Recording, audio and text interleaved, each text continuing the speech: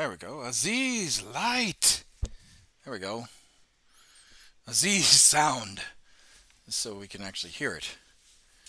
And luckily I caught that at only 2 minutes in.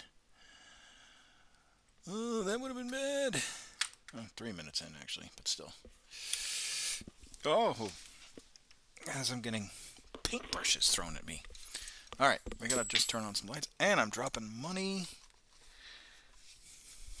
like it's going out of style.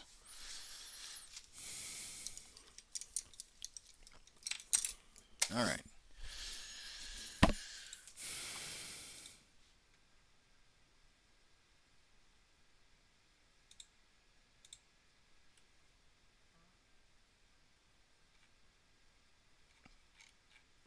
Okay, we got this.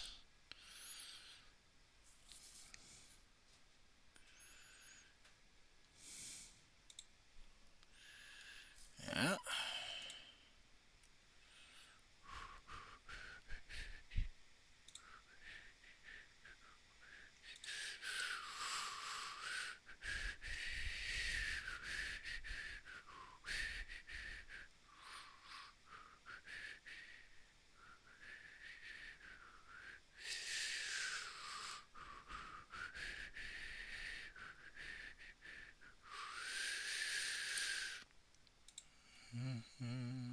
Okay, we got that squared away.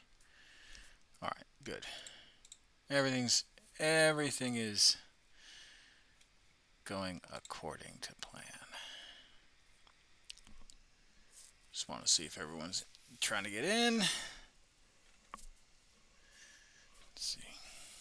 Just shift that over. Yeah, there we go. There we go. Yeah, 5 minutes in. Okay. Cool. Aziz, light. Okay, yeah, I know. We gotta do anything. All right. Hello, everyone. My name is Commissar Hecht. Actually, let me before I go into the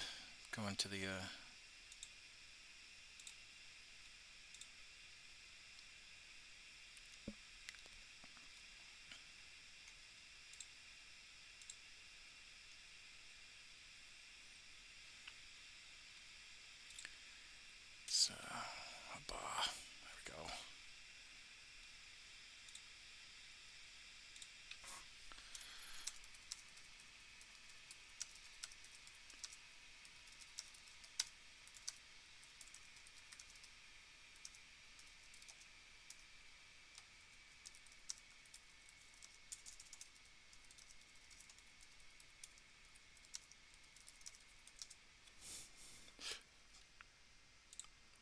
All right.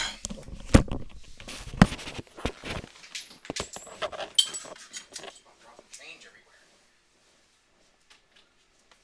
Aziz, light.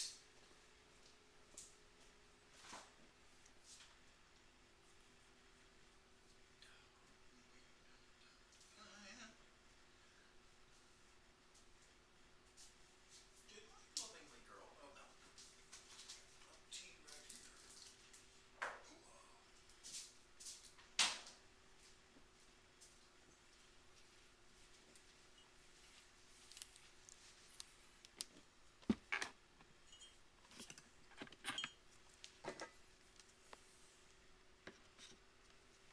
Actually.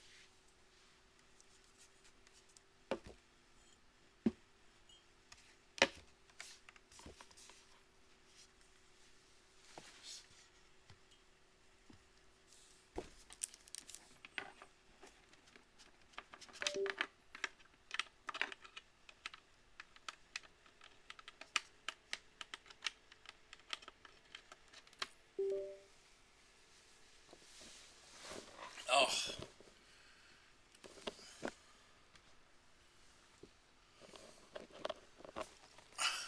Might be on shy. That's okay.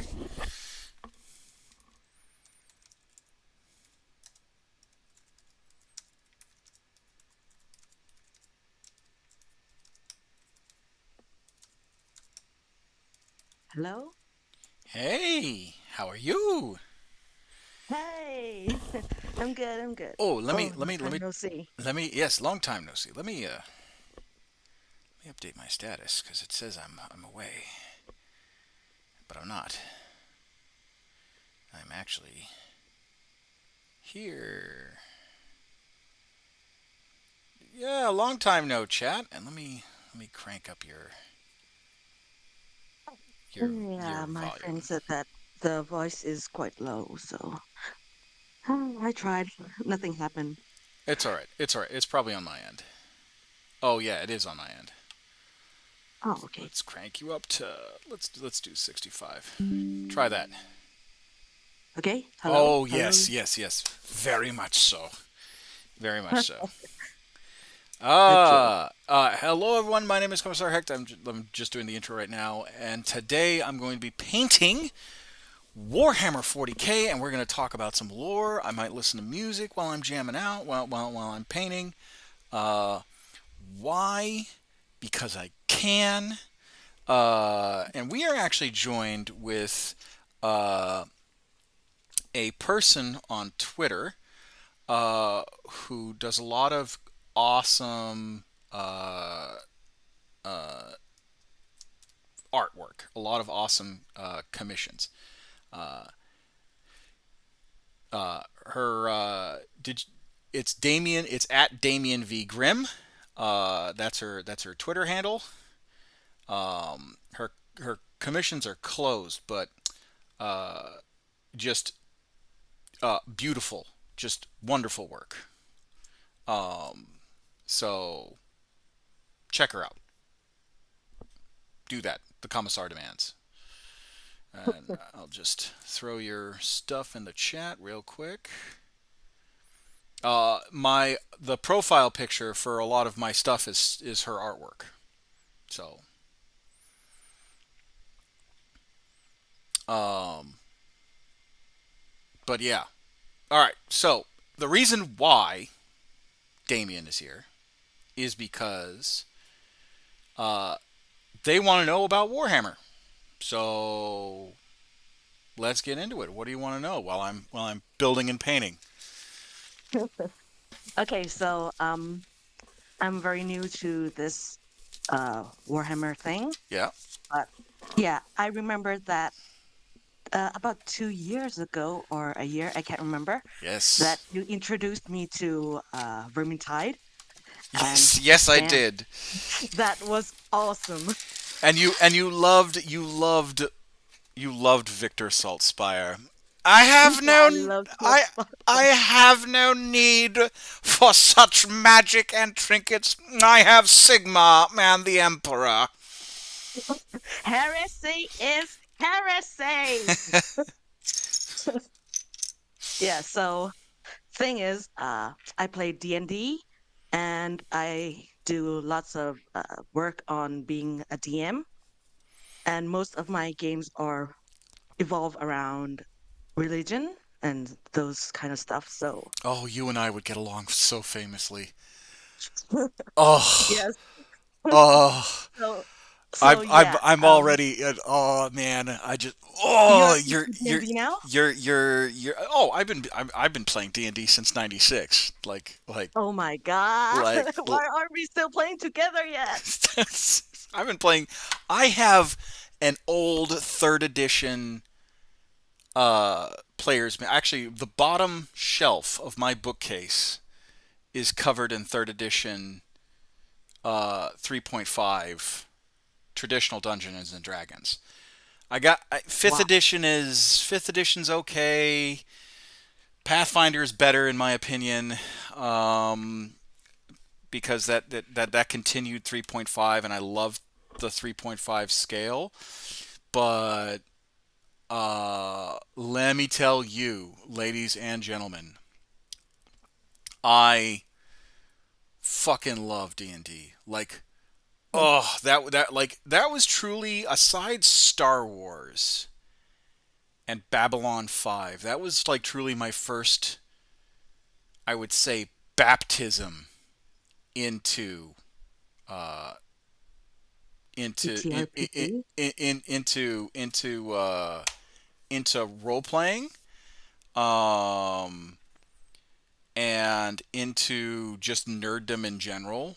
Like that was like my my in nomine Patris et Filii et Spiritus Sancti, Amen. The kind of a deal.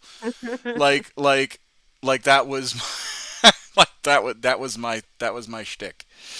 Um, yeah. Oh, here. Actually, we'll just do that. We'll do. It didn't share the correct way, so that's that's the artwork for Damien. Check them out. They're Which awesome. one? Oh God, no. Yeah, no, check them out. Check them out. Um, but yeah, no, I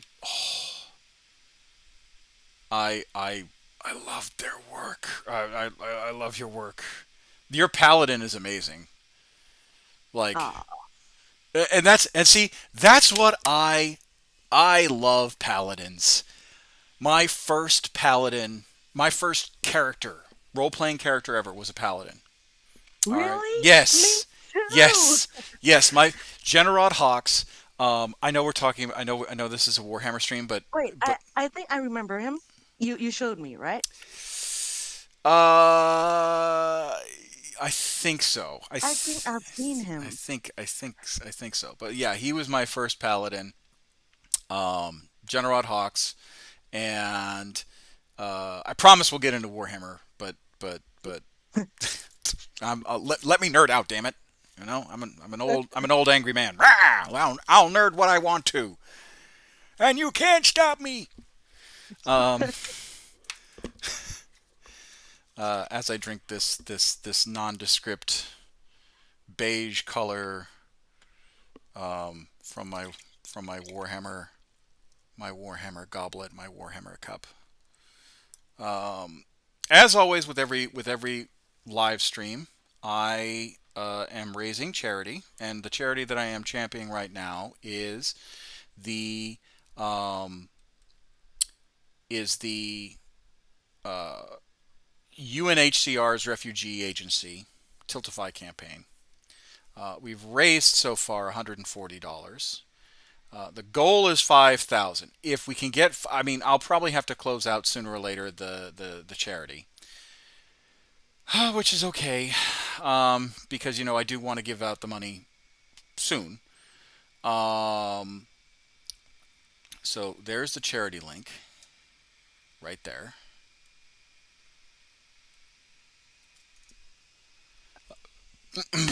Um, and uh, that's kind of where I'm at right now. And basically, if you don't know what the UNHCR is, I'll give you their mission statement real quick, and then we'll get back to being a fucking nerd because I love it.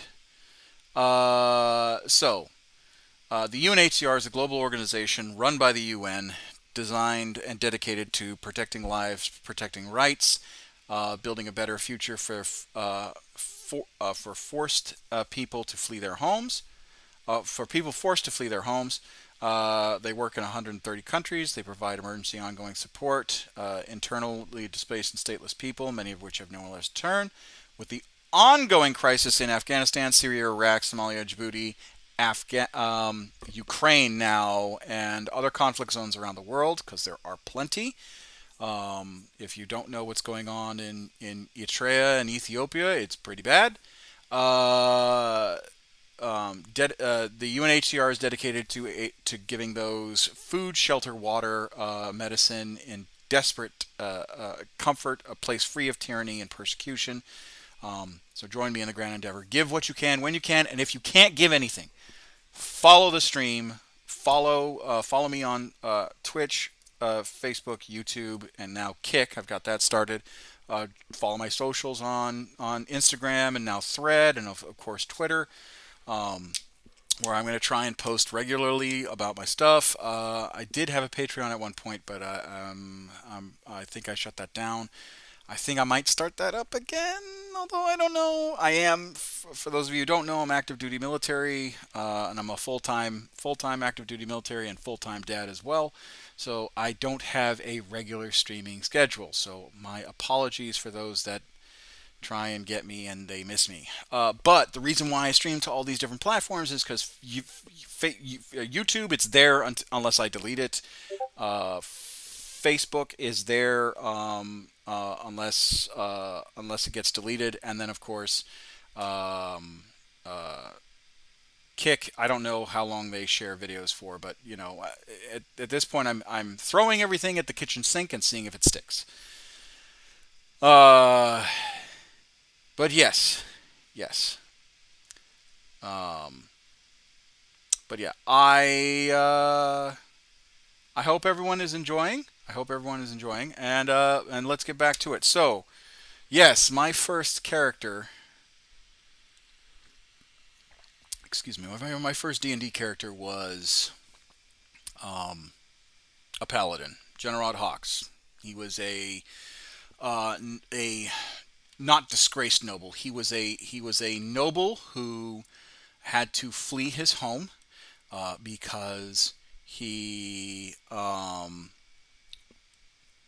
because he had because his father's most trusted general basically betrayed him, and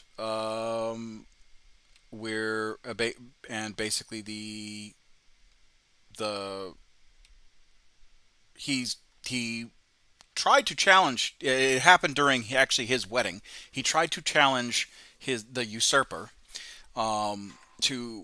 to save his father, save his wife, his newly wedded wife, and he failed. He lost his arm.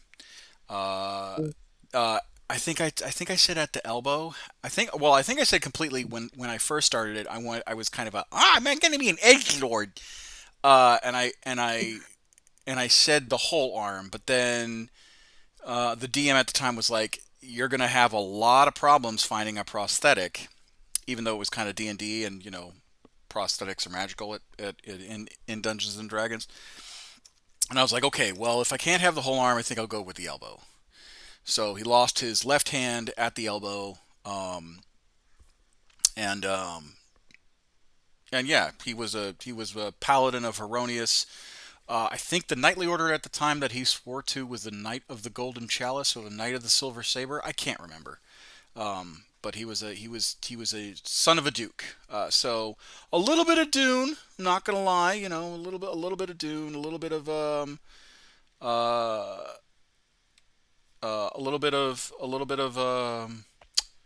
um, what's it called? A little bit of Dune, a little bit of like Lord of the Rings, Return of the King, Oh, ish.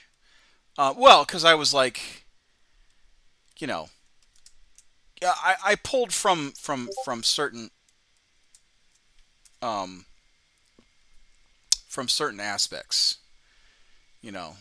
Uh, indeed. yeah, and then of course, you know, then of course everything that I added, but yeah, I liked it. It was nice. He was a good character. Still is. I occasionally pull him out every once in a while just to fuck with the locals. And then my most current paladin that I play, he's called Arvis Kaiser, and he is a Black Order paladin, and the Black Order is a knightly order. Same thing, serves Heronius.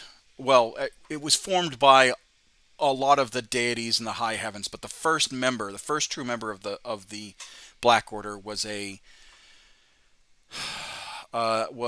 there's two stories of the Black Order. There's the first one, which I developed again in high school, so I was kind of fucking stupid, and wanted to be an edge lord. So I was like, oh, Heronius had a bastard son, and the bastard son um,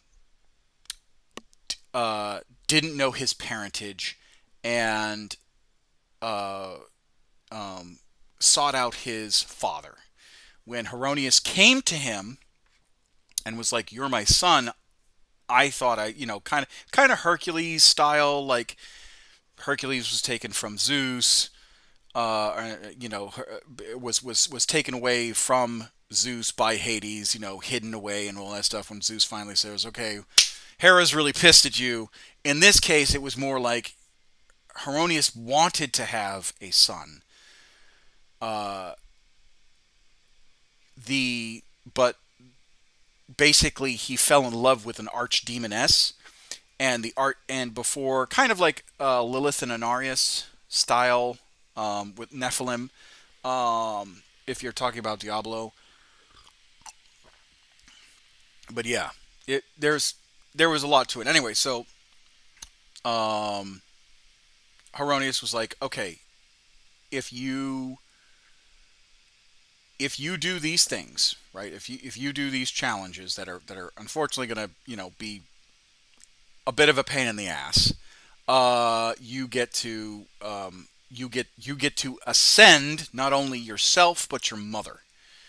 Um, and but these challenges were, he had to um, vow of chastity, vow of poverty, wear a mask, all that stuff.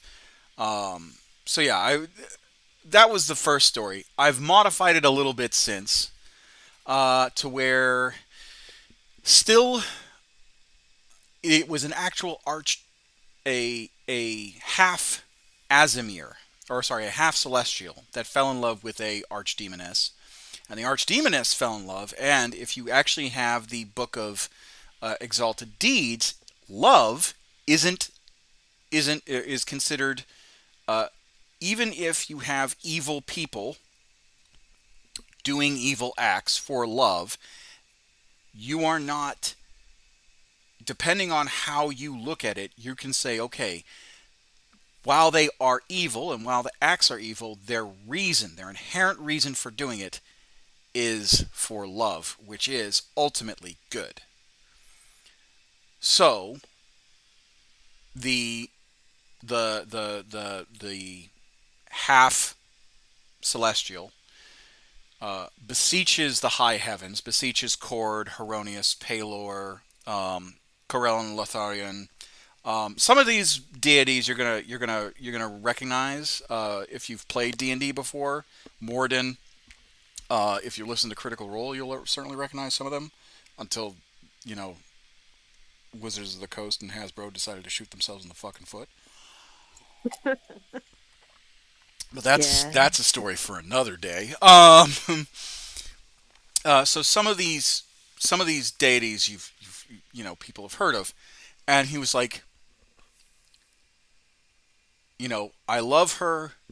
I will forsake all things in order to serve and be a good role model for her.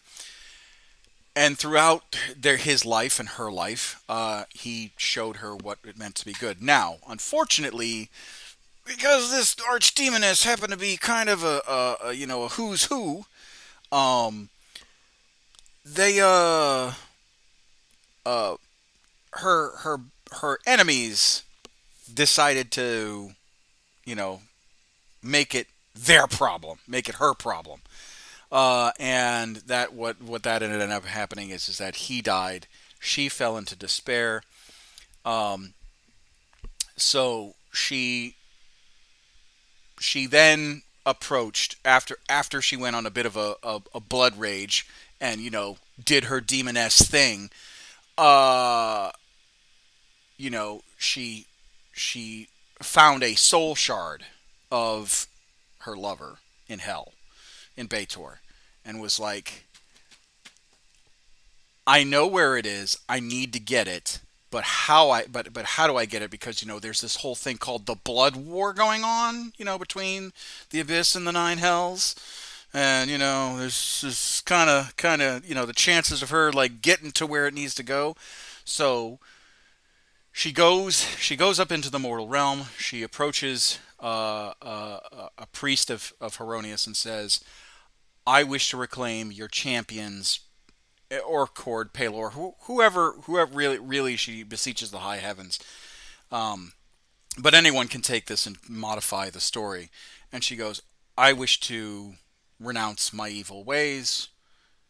Please tell me how I can go about saving my lover and erasing his sins, and or erasing any slights that he had, and then erasing mine so I can be with him for all eternity.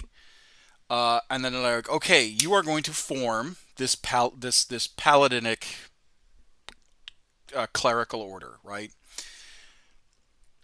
And you are going to take any sinner that comes and truly, truly, truly, truly, truly says, I wish to renounce my evil ways. I have done evil things. I'm beyond redemption.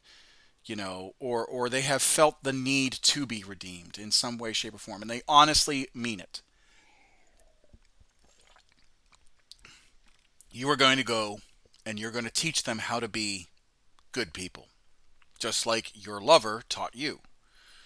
Um, and then uh, the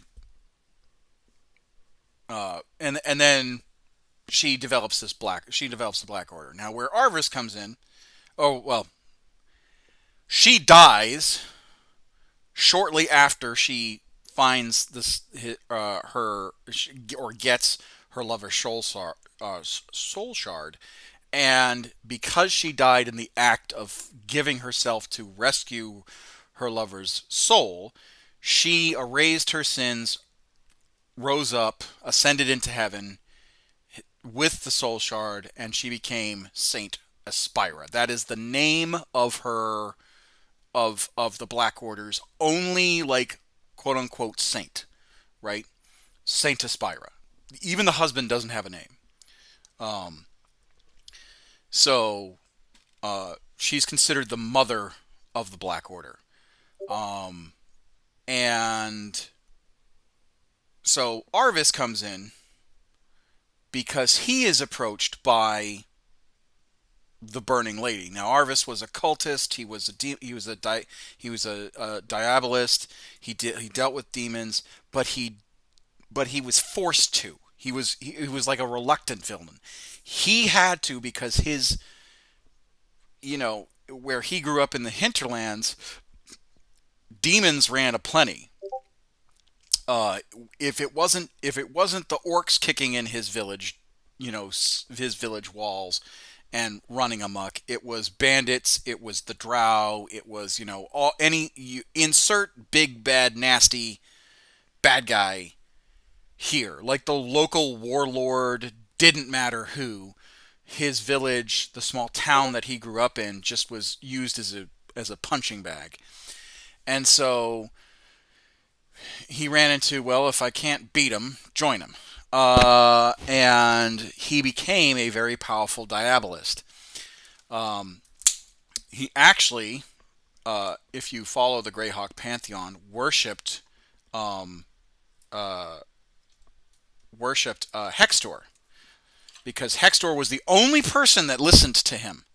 Turned out that Hextor was like blocking every other like good god from answering his prayers, but because Hextor saw this broken soul and was like, "Yeah, buddy, I've got a plan for you," and so there was that, right? Um, but uh, this emissary from the high heavens, the Burning Lady, came down and basically uh, trapped him. They fought. He he got he got he tried to capture her, and she basically went through his war camp and purged everything that couldn't be saved, and was like, "You have a chance to do good. Everything that you've done, evil wise, objectively immorally reprehensible, was done to protect originally the people that you loved. So I'm going to give you this opportunity, but it's going to be painful." So she basically soul burns him. He's deaf, blind, mute. The only thing he can remember is a great cleansing flame. Oh, Frank! Hey, man. Sorry, someone from Facebook is joining us. Hello, how have you been? I have not been able to watch any of your videos in a while. It's all right, Frank. It's all right. Frank is actually one of our main supporters. Damien Frank was there when the channel started, and I think he was probably one of the few people that voted on artwork for the channel, if I remember correctly. So without his input, I would have never have commissioned you. Oh, hello. So, but anyway, so Arvis gets soul purged. We're talking about D&D, and then we'll get into the Warhammer stuff. So Arvis gets soul purged. His he doesn't remember anything except for he must repent. He actually must completely repent. Like he just feels abject guilt. He stumbles into a monastery, and no one knows about him. And then for basically 5, 6 years, the monastery takes care of him, uh, gives him like the clerics are trying to find ways to cure his affliction. They struggle, and then they're like, okay, well, if we can't cure his any of his afflictions and we don't know what's going on, there's something divine about it.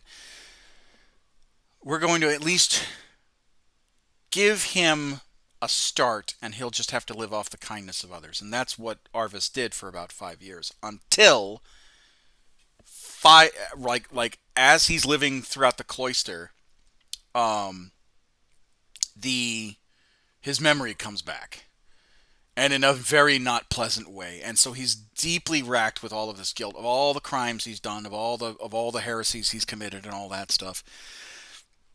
And the the thing that kind of makes it or breaks it for him is when he finally comes out and to he goes to the priest, the lead priest, and he was like, I am turning myself in. I remember who I am. I can speak about my ill deeds. um, I wish to surrender myself. Now, there was inquisitors chasing after him and his little cult. So the inquisitors catch up to him. The church, basically, the monastery raises up a red flag. They're like, "Hey, we got your guy. Uh, there's a problem, you know." And then the the in the middle of this, basically this tribunal, Arvis is submitted to guilt, and um, the priest was like, "Look, he's admitted all of his sins. He's confessed.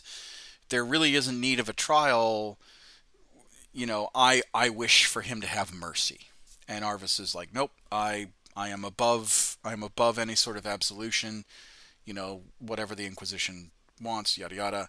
And it is at that time that one of the Inquisitors was just like, "You know what? No, you don't get off that easy. Death by combat, and I'm going to kill you," basically.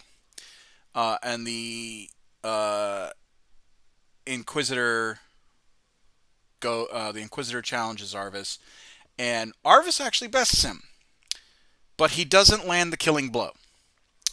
As a matter of fact, Arvis you know, knocks out the blade, and as he knocks out the blade, he throws his sword down to the ground and kneels and presents his neck. He basically lifts up his chin just enough to where the guy can get his sword through, and he was just like, "Be quick about it." And as that Inquisitor is about to lay the strike, that is when Saint Aspira, or the Burning Lady, who was Saint Aspira, comes down, says, "Nope, he has proven himself beyond a shadow of a doubt that he feels remittance and repentance, and he would do literally anything to gain redemption. Now his journey starts." And the Inquisitor, when you get a saint telling you, slow your roll, the Inquisitor tends to listen, and so he joins the Black Order.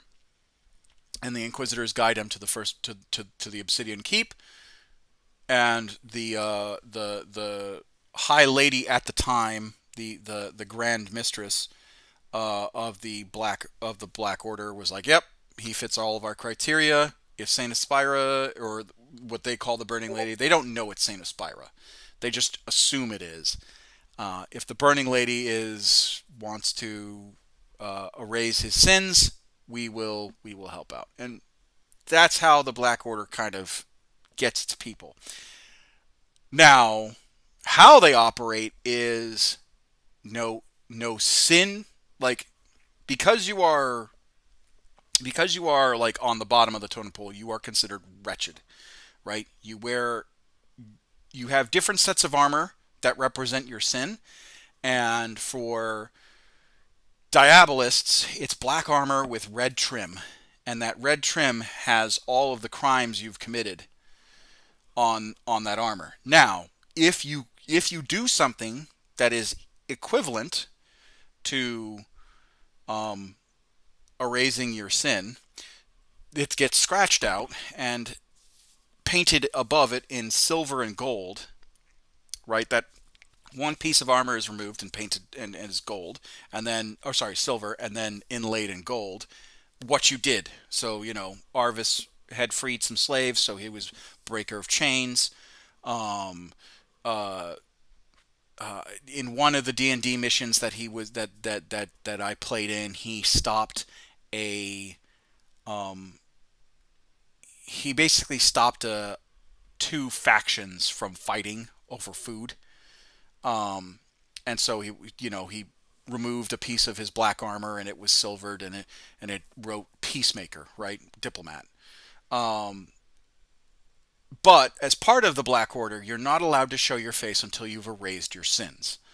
Um, so his helm was a death mask of a human skull, um, because that most of his victims were human. Some Diabolists, they get a death mask of a snarling demon. Other criminals get like if they were like a murderer, they get a wolf's head skull. But they're not allowed to reveal their face unless they are either in the presence of another Black Order member and they're just crusading together or questing together, or the party has earned his trust and has allowed. Basically, he's just like, I'm going to give you my shame. I'm trusting you with my shame, uh, which is on their face, basically. So, yeah, I love the Black Order. It's such a fun little D&D style um, uh, paladin. It gives the DM just a delicious amount of like, hey, yeah, sure, here's my family that I betrayed, or here's I had a bastard child that I gave up because I didn't care at the time, or whatever the case is. Oh, it's a gift that keeps on giving, um, to a DM. But yeah, I've done enough talking. I really love the concept that you can't show your face until go through your redemptions, and yeah, I kind of like that. Mm. There was a few times where Arvis did show his face. He fell in love with an elf, um, who saved him. So he, he and her had gotten into a kind of a will they won't they relationship, and then finally, at one point, um, when she was like seriously injured, um, and he was like in tears. He was just like, "Please don't go. I feel comfortable around you. To, you're the only person that didn't treat me like a monster." Because if you're a part of the Black Order, first of all, if you don't know D&D, paladins are super rare. Any adventuring class is super rare. Paladins just happen to be a little bit rarer. You know, you don't. Most people, if they see an adventuring party, that's like a once in a lifetime maybe twice in a lifetime kind of a deal where you see a group of adventurers. Um, Paladins are kind of rare. To actually establish a paletic order or a clerical order, you have to have at least a few people, and that's a rare sight in and of itself. So the Black Order isn't just paladins; it's anyone. They could be fighters, they could be rangers, they could be clerics. Um, they take all members, but primarily their ranks are made up of paladins and clerics. Um, but yeah, so like seeing a paladin is rare, and normally that invokes good like joy, like, oh, our hero has come to save the day. We're saved, right? Seeing a member of the Black Order show up in the town, not a good day. Like, they will do anything to get the person that is escaping justice. In 3.5, there's a class that actually complements the Black Order really well. It's called the Shadowbane Inquisitor and Shadowbane Stalker, and part of those rule in there is they have by any means necessary. You keep your alignment, okay, but by any Hmm. means necessary is basically like you could be a lawful good. I was thinking Hospitaller Knights. Oh well, that's good. That's good. Thank you, Senku. So by keeping you keep your alignment. However, this is the real thing. A Shadowbane Inquisitor does by any means necessary. So in the description it says they will overlook a evil if there is a greater evil that they are chasing.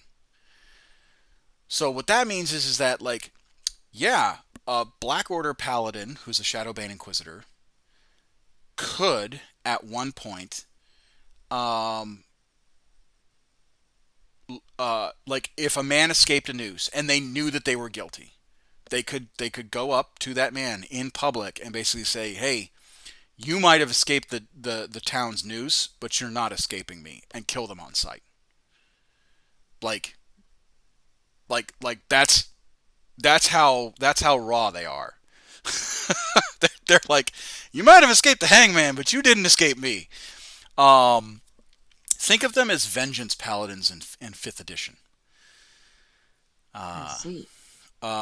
they're very much they're lawful good. Their identity is lawful good, but they are definitely lawful neutral. And then occasionally they'll dip into lawful evil if it means that they'll like get the guy, you know. Um, and they'll go by any means necessary. The one thing that they won't do is violate their oaths in order to do it, right? Um, so, but this elven, I don't know, killing framed people. No. So it's not it like it's not the the player character for the Black Order. Like at some points the DM has to be like, hey, if you do this and you pull the trigger, you might not gain your redemption. So there are like you can't just be like, oh, I burned the town because there wasn't anything to save. No, there are lines in the sand. Um, you just have to, it's the DM to all that stuff. Oh, you're following me, yay! Um, but anyway, as I was saying, um, uh, so Arvis has taken off his helmet a few times, his helm a few times. One of those was he, um, this elven maiden that the player character and I had a really good chemistry, and she was dying, and I'm just and Arvis is just like, don't go, is there anything I can do, like I will, like, and he was using magic and potions and it wasn't working.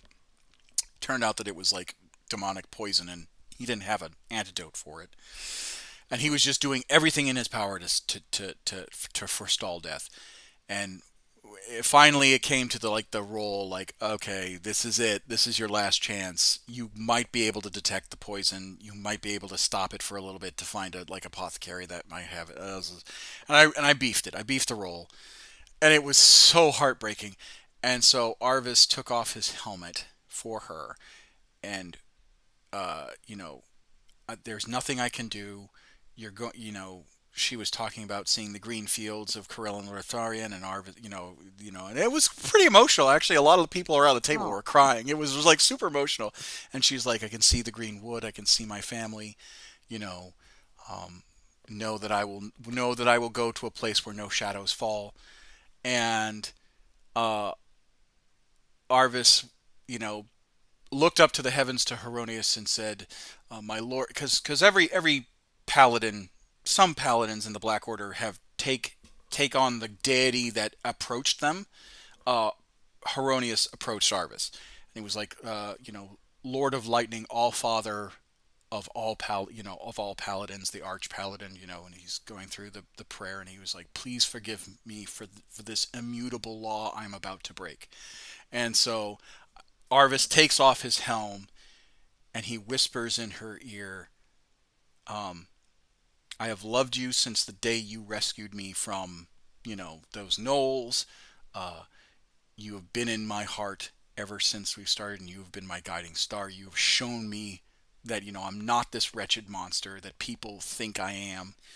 Uh, and you have treated me with a kindness that not even the high heavens has shown to others, you know.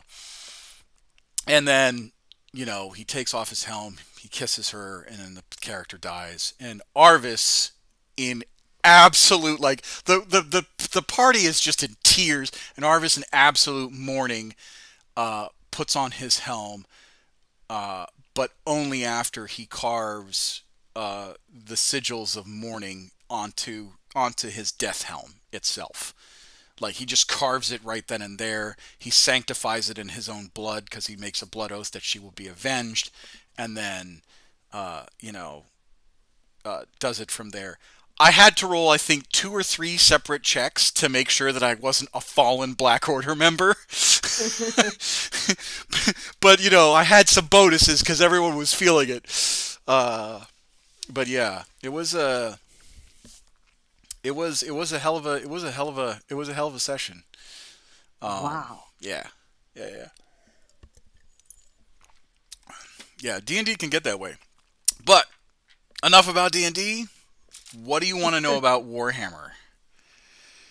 Well, that's a very direct question. Hey. Like, I don't have like very specific topic to want to talk about, but Okay. you know, All right. since I'm very new to 40K and I want to know like lots of stuff, how people live there, I mean like survive there. Yeah, there's no limit. It's all just survival. Yeah. Okay, so let's get into Warhammer. Um, Do you know the factions, right? Like, just the general. Yeah. Yeah, but not all of them. Okay. All right. There are like the Imperium, Yep. right? Yep. Yep. And Yep. there's Chaos, Yes. Yes. and Xenos. I'm Yep. not sure. Yep. Xenos. Yep. Yeah, Yep. Okay. So those are the broad yeah, factions, right? yeah, Imperium, Chaos, Xenos. Super easy. Um, so 40K and Warhammer Fantasy kind of share a background, right? It was developed yeah. The by Chaos Gods. yeah, yeah, yeah, yeah, the Chaos Gods. Okay, so there's you know some of the template, right? Uh, um, the further you go, you like when it was first founded by the developers of Games Workshop, like the actual founders of Games Workshop, there was it was they used the templates from Warhammer Fantasy to make 40K. All right, Hmm. so a lot of the things were similar. The Eldar were the High Elves. The Dark Eldar were the Dark Elves. You had The squats is the dwarves. The orcs were just orcs with a K instead of a C. Um, you had chaos as chaos, right? All the four gods. The only difference was is that the Empire of Man and Bretonia and Cathay kind of amalgamated into the Imperium of Man under the God Emperor, right? Who is somewhat of analogous to Sigmar, right? Yeah. Um, but so you kind of got the main baseline factions down. You have the Imperium of Man, which is uh, a theocratic fascist state. Um, and I say that not as hyperbole, but it's true. It is a theocratic pseudo uh, or hyper militaristic fascist xenophobic faction. Yeah. Like, oh God, oh they hate Xenos. Oh man, there was actually there was a Canon Guard quote that I love. I wish I had. I dig my old guard codex out and I could read it verbatim, but I remember it from my head. Basically, this guard commander's quoted: "Give me a googly-eyed monster any day of the week, and I'd be a happy man. Give me a googly-eyed monster. Give me a googly-eyed alien to shoot at any day of the week, and I will die a happy man." Like you're just like, oh, ugh. Um, for those of you that don't know 40K, uh, it's not a nice place to be. Um, Yeah. there are no such things as good guys. Uh, there are objectively evil chaos gods because all they just want to do. Originally, they weren't as evil as they are now, but because of all the death and destruction within the 40K universe, they've been twisted and corrupted to all get out. Um, but now, so chaos is definitely evil. All they just want to do is enslave and corrupt. Because uh, that's their shtick. Their shtick is why only be happy with worship and praise when I can just take over your mind and melt your brains from the inside. Um, you could just pray to me for favor and all that stuff, but you know what? I think I want you as a raging maniac, and that'd be corn. Um, but yeah, no, yeah, chaos is not. They're not good people. Yeah. Um, Not the good guys. uh, uh, Dark Eldar are definitely not good people. Because I mean, and you could say, well, they're not good people because they are trying to stave off Slanesh, who was born out of the Eldar doing debauched things, uh, heights of depravity, and then heights of excess. Um, uh, so the how they survive is they basically torture people.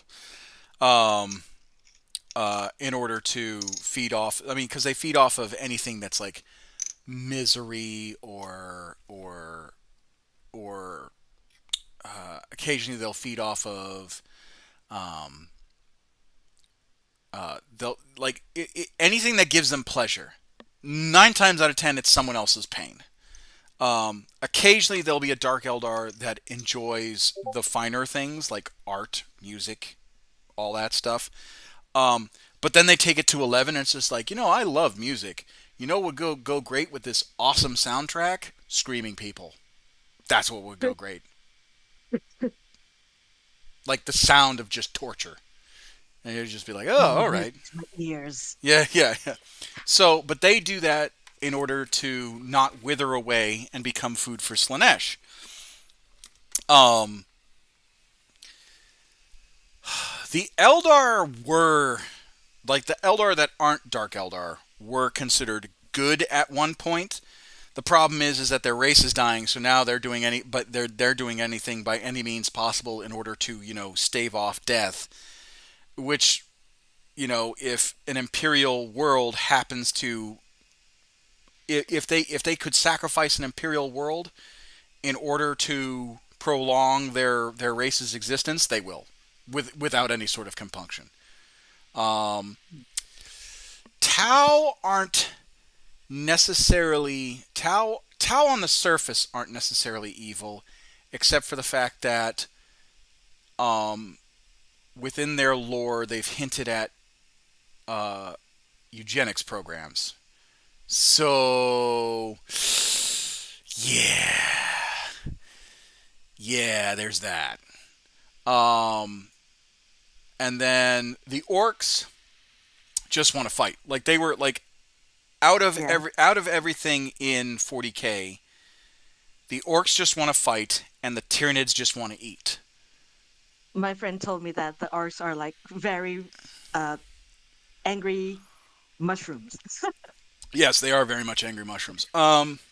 Originally, and I forget who said this, but originally, one of the game, I think it was one of the Games Workshop creators was like, yeah, we just made the orcs based off of like football hooligans. You know, they just want to do is make ruckus and have a good time. Um, so I don't know how true that is now. Um, or like the grain of like take that with the grain of salt that it is, because some of these interviews were done 10, 20, 30 years ago, so they may have had a laugh at our expense over it, but at the same time they do act occasionally like soccer hooligans, or football hooligans. But yeah, so that's really the only, there's no good people. The only thing I could say is that the Tyranids um, are just kind of doing what they're programmed to do, which is basically consume biomass. Um, Now that happens to be butchering things in the most horrific way possible, and leaving nothing but lifeless rocks behind.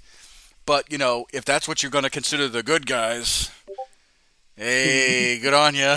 Like, yeesh. But yeah, there are no good guys in 40K. Yeah. So yeah, the main reasons I'm here to ask about lores because I have a small personal project that I want to draw Primarchs that interest me. Ooh, Yeah, ooh. so like I want to know that Okay, who interests you, who are your favorite Primarchs, or who are people who are watching this video, this stream favorite Primarch, and I will do some more research on them and I'll do some art. Yay! yeah. Okay, so I'm an Imperial Guard guy at heart. I mean, duh, Commissar. Uh, but if I had to pick a Primarch,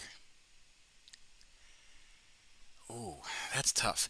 Because the thing is that I just actually listened to The Lion, Son of the Forest, and Uh-huh. oh, it was such a good book. Oh, it was such a good book. Oh, I wish I could.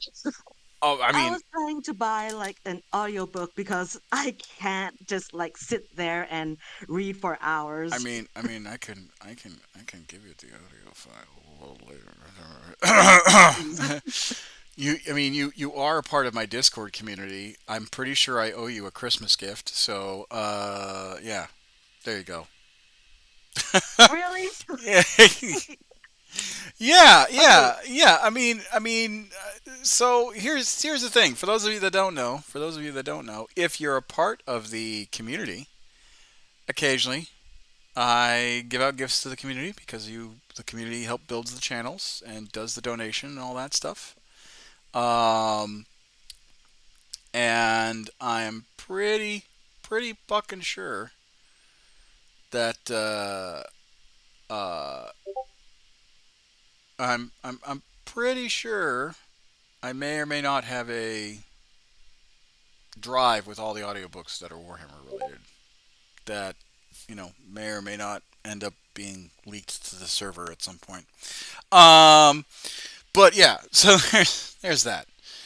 Uh, but yeah, I enjoy audiobooks, and I just listened.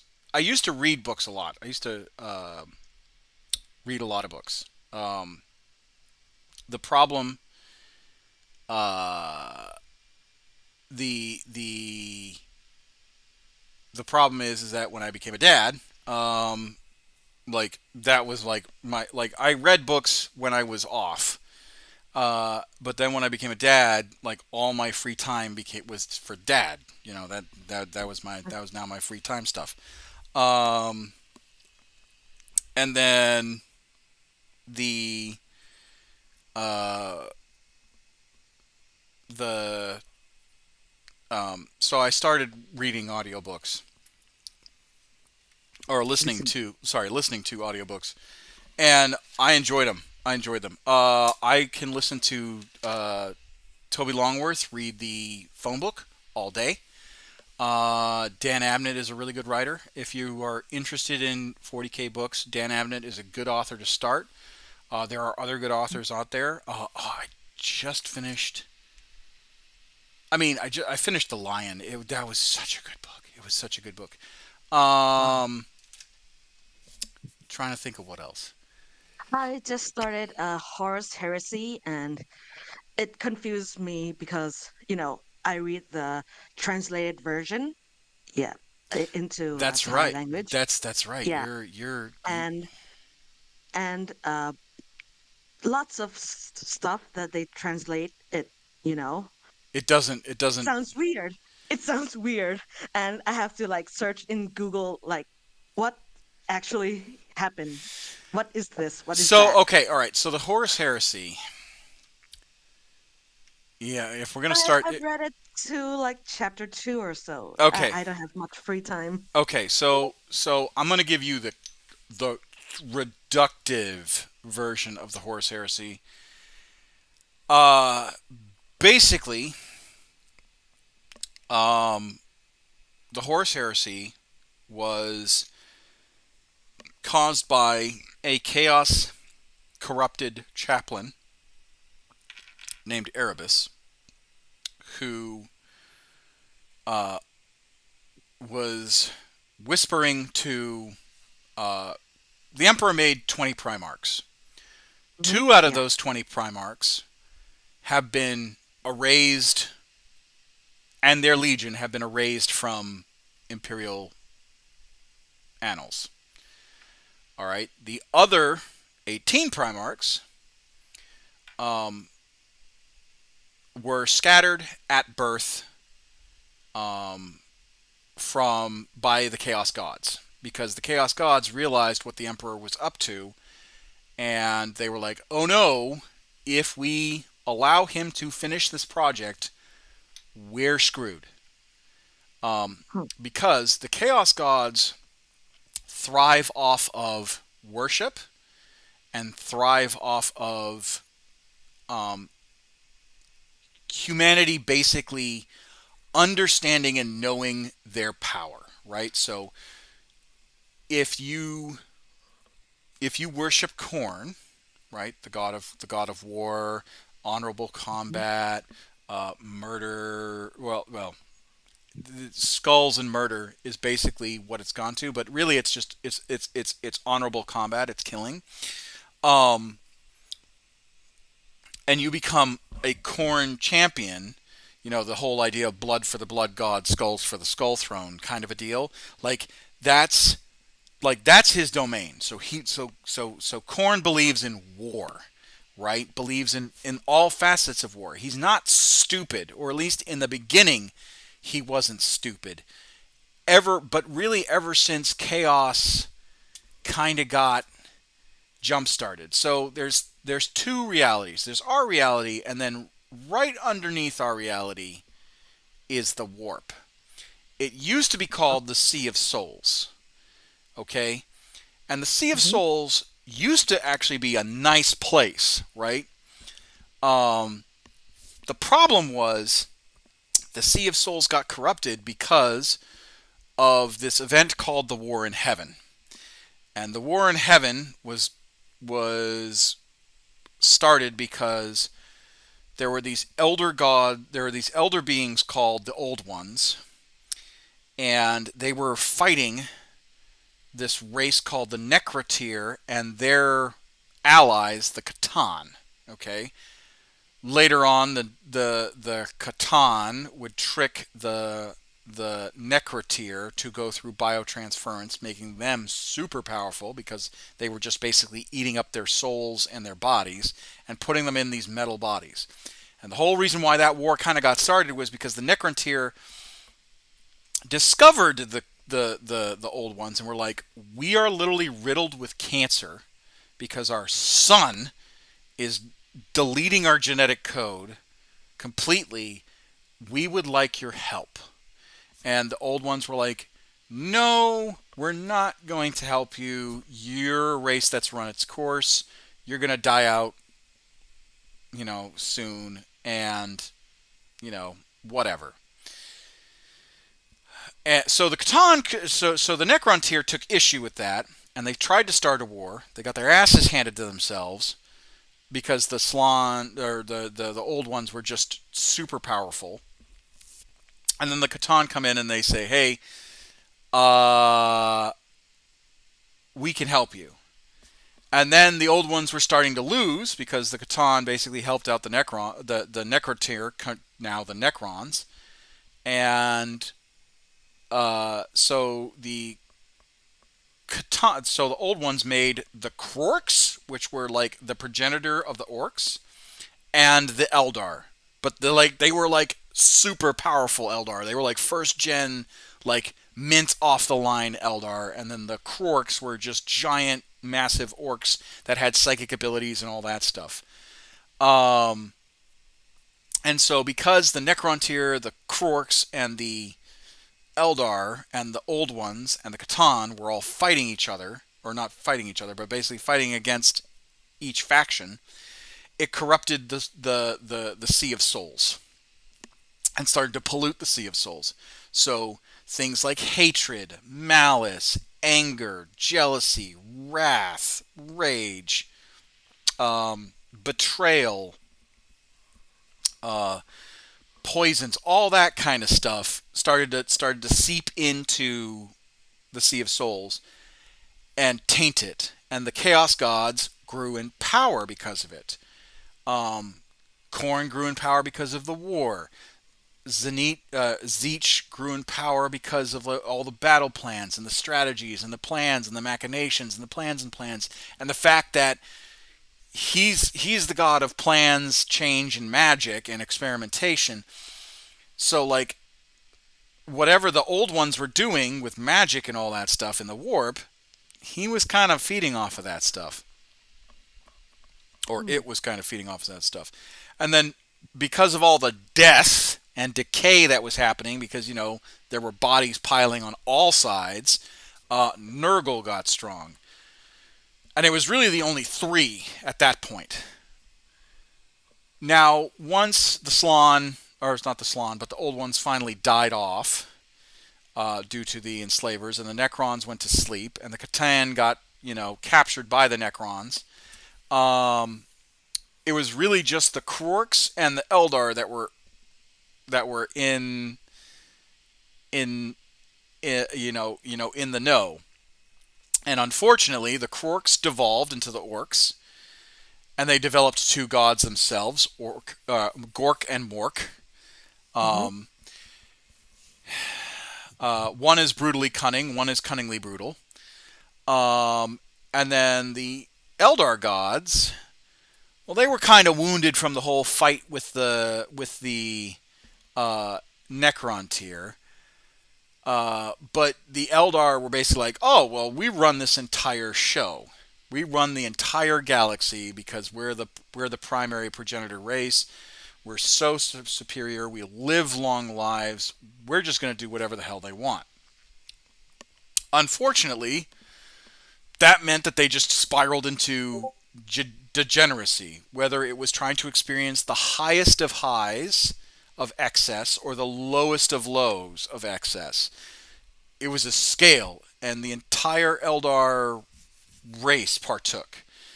Now, at one point, the Eldar split away, and or some Eldar split away and became the Exodites. The Exodites were like, this, whatever you guys are doing is not working for us, and we are starting to worry that it's going to have psychic backlashes in the warp. And they were right. So they became exiles, and basically the Exodites are basically Eldar on dinosaurs that live off the land and all that stuff, but yet they still have cool technology. They are the Amish of the Eldar. Except they have fusion lances and fucking star cannons. And then once Slaanesh was birthed, that psychic death scream started the warp storms that covered the entire galaxy in darkness for the most part. Oh, by the way, this galaxy is our galaxy. And then the the Eldar split into two factions. The Dark Eldar, which were like, we don't want to be eaten by Slaanesh, so we'll torture people in order to survive. And then the Eldar turned into the Azarian. I forget how to say that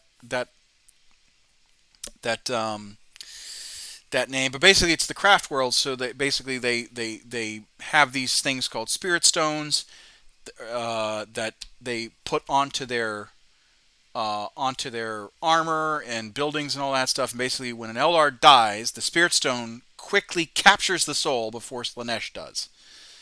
And then, and yeah, so that's basically how that happens. So when the God Emperor comes onto the scene, all this has gone down, right? This has all gone down. It's 30. It's the year 30. You know, it's the year like 20K, and or it's right before 30K. It's right before his great crusade.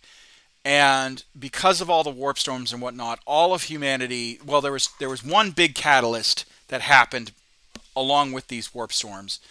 And it was basically humanity developed artificial intelligence. In 40K, that's called abominable intelligence. And even though we were at the height of our power, we had warp drive, we knew what we were doing and all that stuff. Psychers were waking up, were being born more frequently in the human race at the time, and we basically allowed AI to become self-aware, self-sufficient, and run our little empires at the time, and that was called the Dark Age of Technology. Okay. And the Dark Age of Technology was right before the Age of Strife, and basically abominable intelligence rose up. A bunch of psychers were born during that time, and so warp storms were hitting us left, right, hitting humanity left, right, and center. Mars used to be this green, verdant world, but then because of the Dark Age of Technology and whatnot, the Mechanicum had to fight tech demons and all that stuff, and abominable intelligence. So that green lush planet turned back into the red planet that we all know and love today. We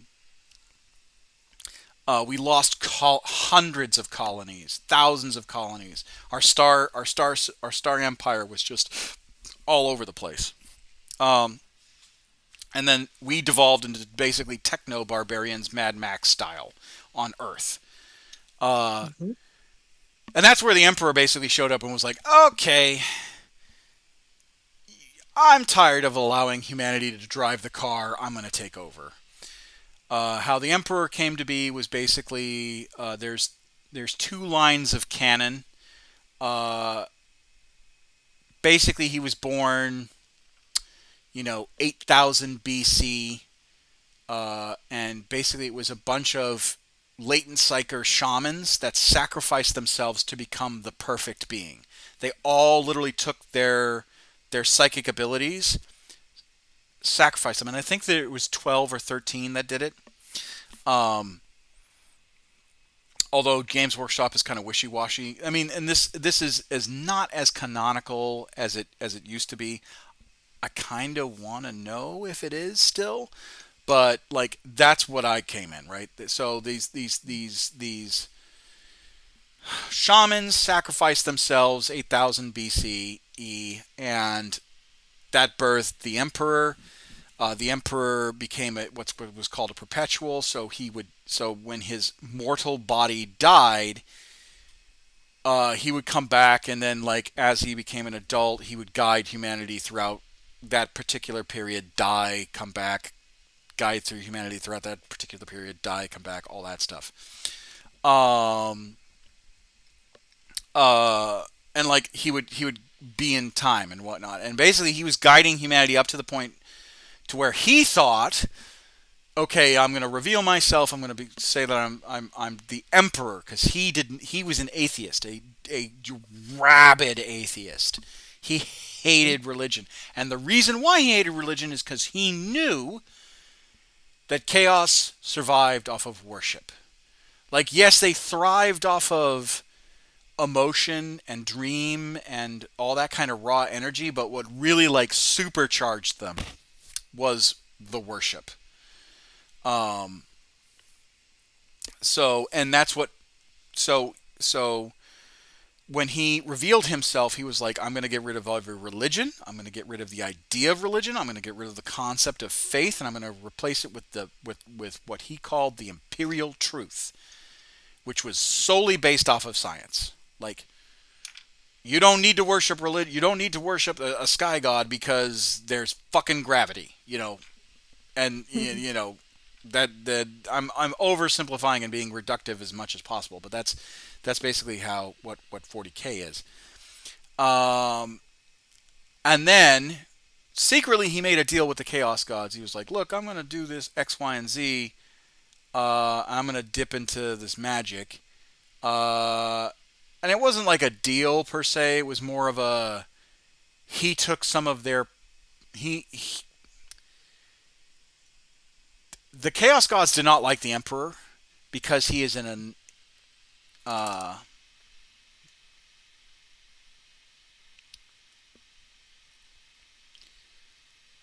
let's see. This world is a depressed Reddit atheist wet dream. I mean, eh, it's a guy. Take it from a guy who's a humanist. I think that I if you happen to be religious, that's fine. I just in my opinion, just being a good person is enough for me, right? But that's neither here nor there. But so the emperor uh, developed the Primarchs, but first he had to test the sciences that he was using, and that science that he was using was um, was in the creation of the Thunder Warriors, which was like Space Marine light. Okay, it was The it was the first version. yeah, it was the first version. Really really like beta testing them. Yeah. He made the Custodes as well, and the Custodes were like top tier tech. Each one was handcrafted, and there's only like a few hundred of them, if I remember correctly. Maybe there's 1,000 Custodes. I can't remember exactly their exact number, but he only made a certain few of them. Um, so he goes out and starts reclaiming all of Terra. Starts reclaiming. He reclaims Mars. He fights the Void Dragon, which we don't know if that is we don't know if it's the actual Void Dragon, like the Necron Catan god, or if it's just a shard, or if it's something else in Mars, but he locks it away in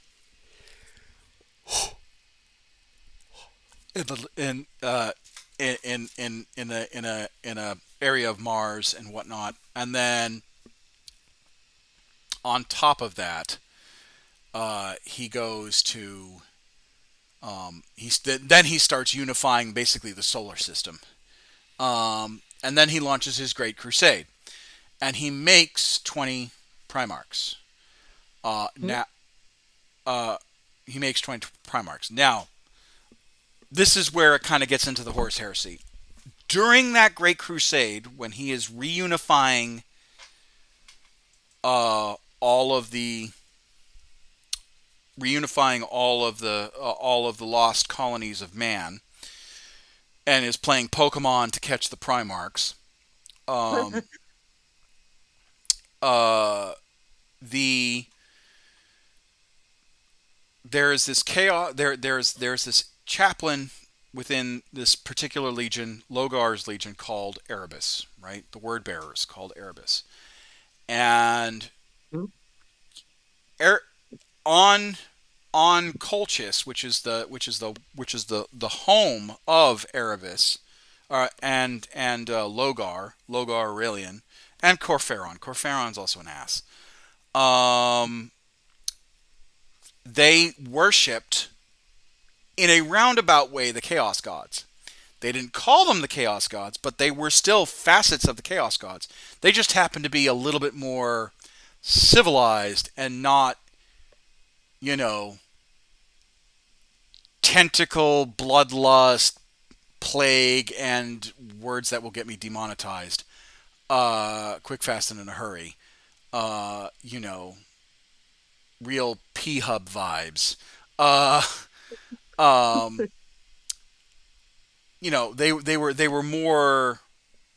they were more tame, as it were. Um,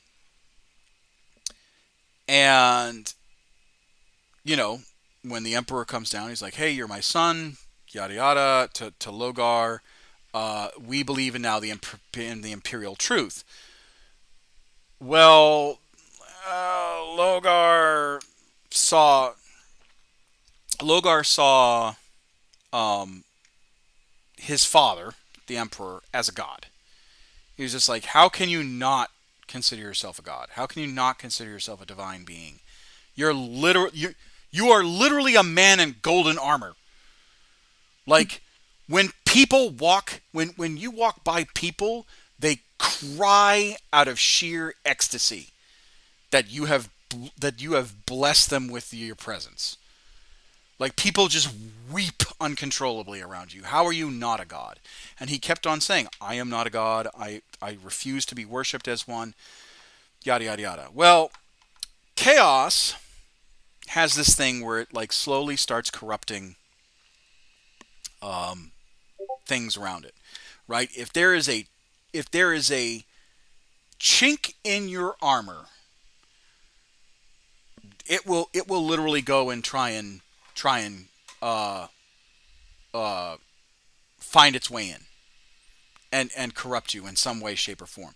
The only Primarch uh, that hadn't been tempted by chaos at all was Dorn, because Dorn was just that obstinate when it came, like no one wanted chaos. No,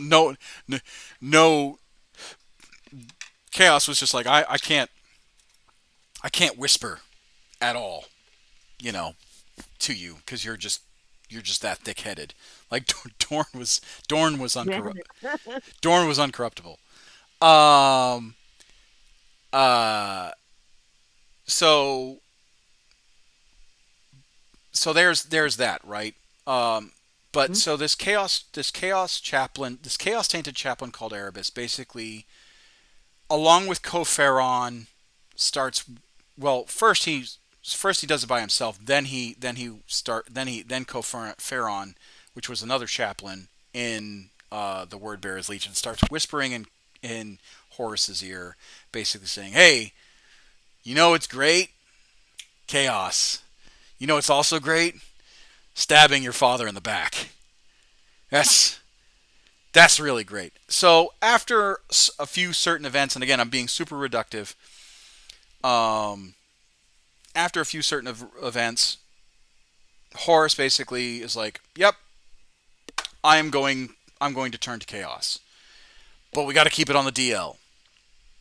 So he starts secretly recruiting Primarchs who he thinks are more susceptible to chaos and who he thinks have a legitimate reason to go against the Emperor. Um, it doesn't take much for Logar to get converted. It doesn't take much for Angron to get converted. Uh, it. I don't know how he convinced Motarion, um, but he does. I don't know how he convinces Perturabo. Um, there's conflicting reports about uh, Alfarius and Amegon. There's conflicting reports about. Um, I don't know what pushed Conrad Kurz over the edge to go to Chaos, and Fulgrim happens to find a Chaos tainted sword, and he goes mad over that.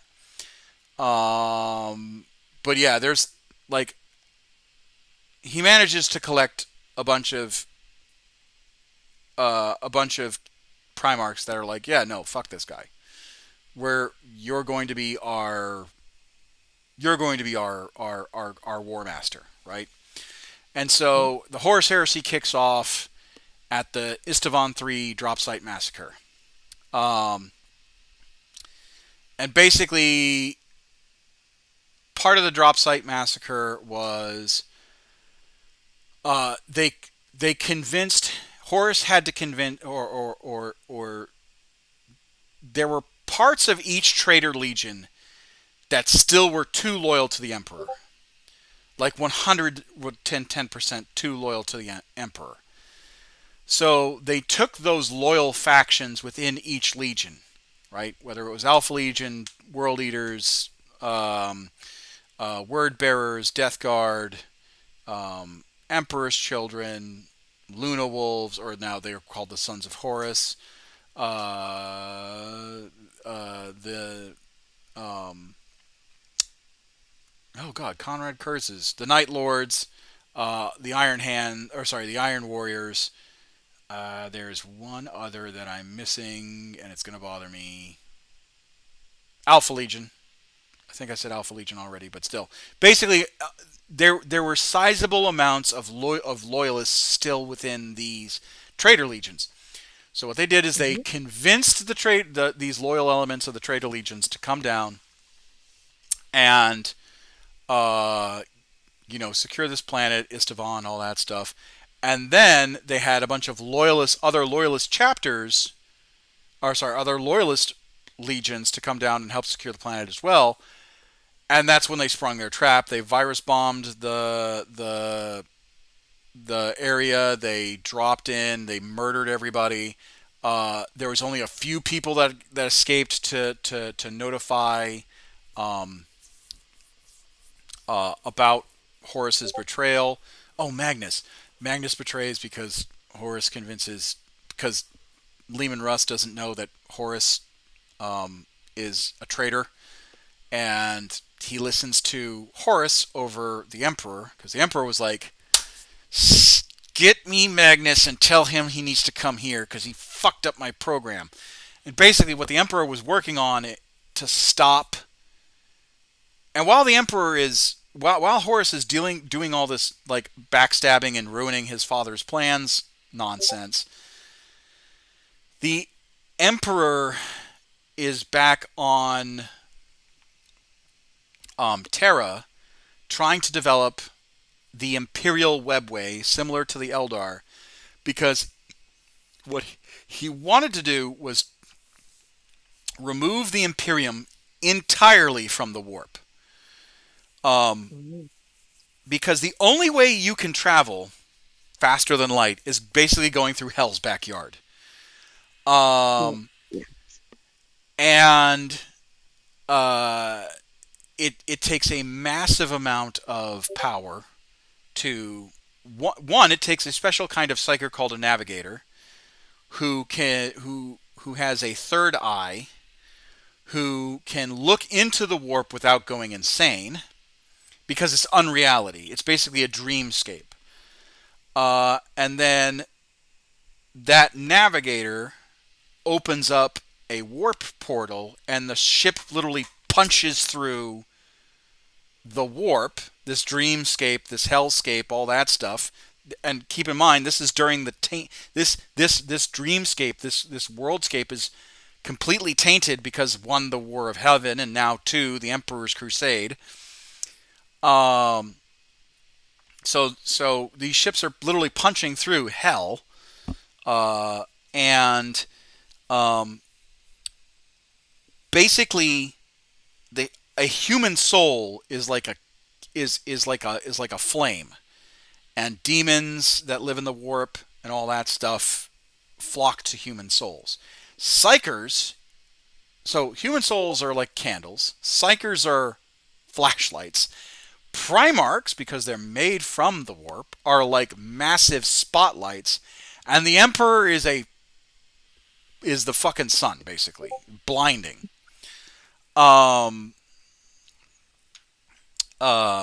So that's kind of like the footprint of the warp. And so what the Emperor was trying to do on Terra was take the warp out of the equation. He was like, screw this. There's a safer way to go through, to do faster than light travel. The Eldar have done it. I'm going to make mine, except it's going to be better. And so the Imperial Webway project was being developed on Terra. The problem is that, and this is where Magnus, like everyone says Magnus didn't do any wrong. That's kind of a trope. No, Magnus did wrong. Because before, right around the start of the Dropsite Massacre, there was this council within the Primarchs called the Council of Nicaea, and basically it was saying we should not be using psychers because psychers right now are a unreliable resource, and we are experiencing psychers that are basically turning into demon portals, and we have to fight these things that we knew nothing about. Because remember, the Emperor tried to keep everything on the hush hush when it came to the warp. So when Space Marine legions encountered demons and rogue psychers for the first time, they just thought that they were probably some weird Xenos. They had no idea. And then unfortunately that turned out that was going to be, that was not the case, as it were. So yeah. So the Council of Nicaea was basically formed to basically be like, hey, we don't want to use psychers. We don't want to use psychers. We should outlaw the Librarius, which were basically Space Marine librarians, and we should, the only psychers we should be using are navigators and astropaths. Astropaths are psychers that can communicate through phenomenal distances. Like that's their whole job, is to basically be telephone. Think intergalactic Skype, except they're sending messages through the warp, which is also terrible because depending on how strong or powerful the astropath is, or how weak the astropath is, you could send the message and then a demon pops out of his chest. And then that message gets corrupted and lost in the warp. Or you send the message and the message is fine, except it's in the warp, so it either can show up 4 weeks ahead of schedule, or 100, or thousands of millennia behind schedule, right? Because time in the warp's not a thing. Like, you could be stuck in the warp for, it feels like, a day, and come out and it's been, 3 millennia. Or you could get stuck in the warp and you feel like it's been 10,000 years, and yet you come back out and it's only Tuesday, and you're just like, what the god damn it. um Or worse, Monday. yeah, or worse, like you literally went back in time. Which is why warp travel is such an iffy thing. If you play any of the video games, there's one that I do recommend for Warhammer 40K. If you like naval combat, it's called Battlefleet Gothic. Um, No, I'm very terrible at planning strategy game. oh, okay, all right. Well, Battlefleet Gothics are really fun, like naval battle RTS. And part of the storyline is that the our hero's ship gets stuck in the warp, and they were fighting in the 12th Black Crusade, and they come out in the 13th Black Crusade just to see Cadia blow up, uh, Oh. and they're just like, oh my God, we're like, I think they said 2,000 years into the future. Um, so like it was just like holy crap. Um, uh, so yeah, the warp has that, right? Um, or an entire fleet can just disappear and never be seen again. So that's how the warp works. So the emperor was trying to build this imperial webway, which you get there when you get there, right? Or you get there at a fixed amount of time. There's no like, hey, we might get there tomorrow, or we might get there yesterday, kind of a deal. Um, the problem was is that because Magnus sent basically this message, um, with the To help tell with about the heresy, yeah, to tell right? about the heresy. So basically, Zeech was working Magnus a lot. Like he was like whispering things in Magnus's ear, guiding him to use certain prescribed powers in order to become a better psyker.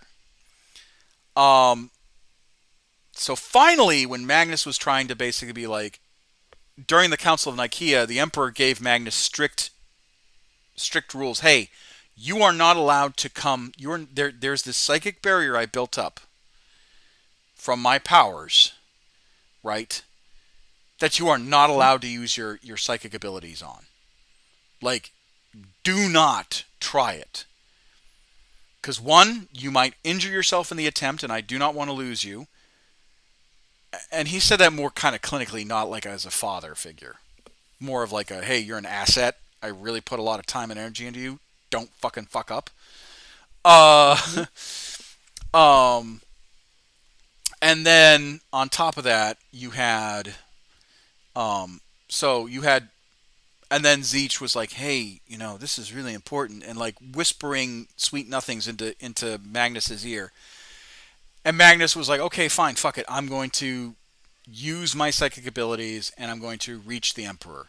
And he did, with Zeech's help. And that broke the protective barrier on for the Imperial Webway. That again, uh, uh, Damn it, Magnus. that the Emperor was building, and allowed a demon incursion into Terra, into Holy Terra. So the Emperor had to deal with demons inside the throne room of Holy Terra. Um, so yeah, that was fun. Um, so yeah, the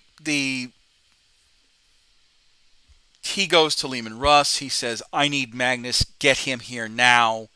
Clearly, it was so important that he had to fuck up my goddamn science project. Uh, and when Russ talked to Horace at one point, Horace was like, "Hey, you know, Dad didn't say Dad didn't say if you know dead or alive. Or he may have said dead or alive. He may have said alive, but you know what? You should probably do your job and as the Emperor's executioner and kill Magnus. And so that led to the burning of Prospero, and then finally Magnus was like, fuck, if the Emperor is going to kill me, I might as well join these guys.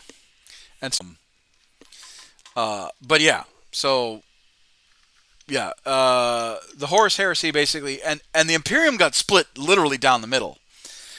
It was an 8v8, or sorry, a 9v9 of legions, and they were just and Space Marine was fighting Space Marine.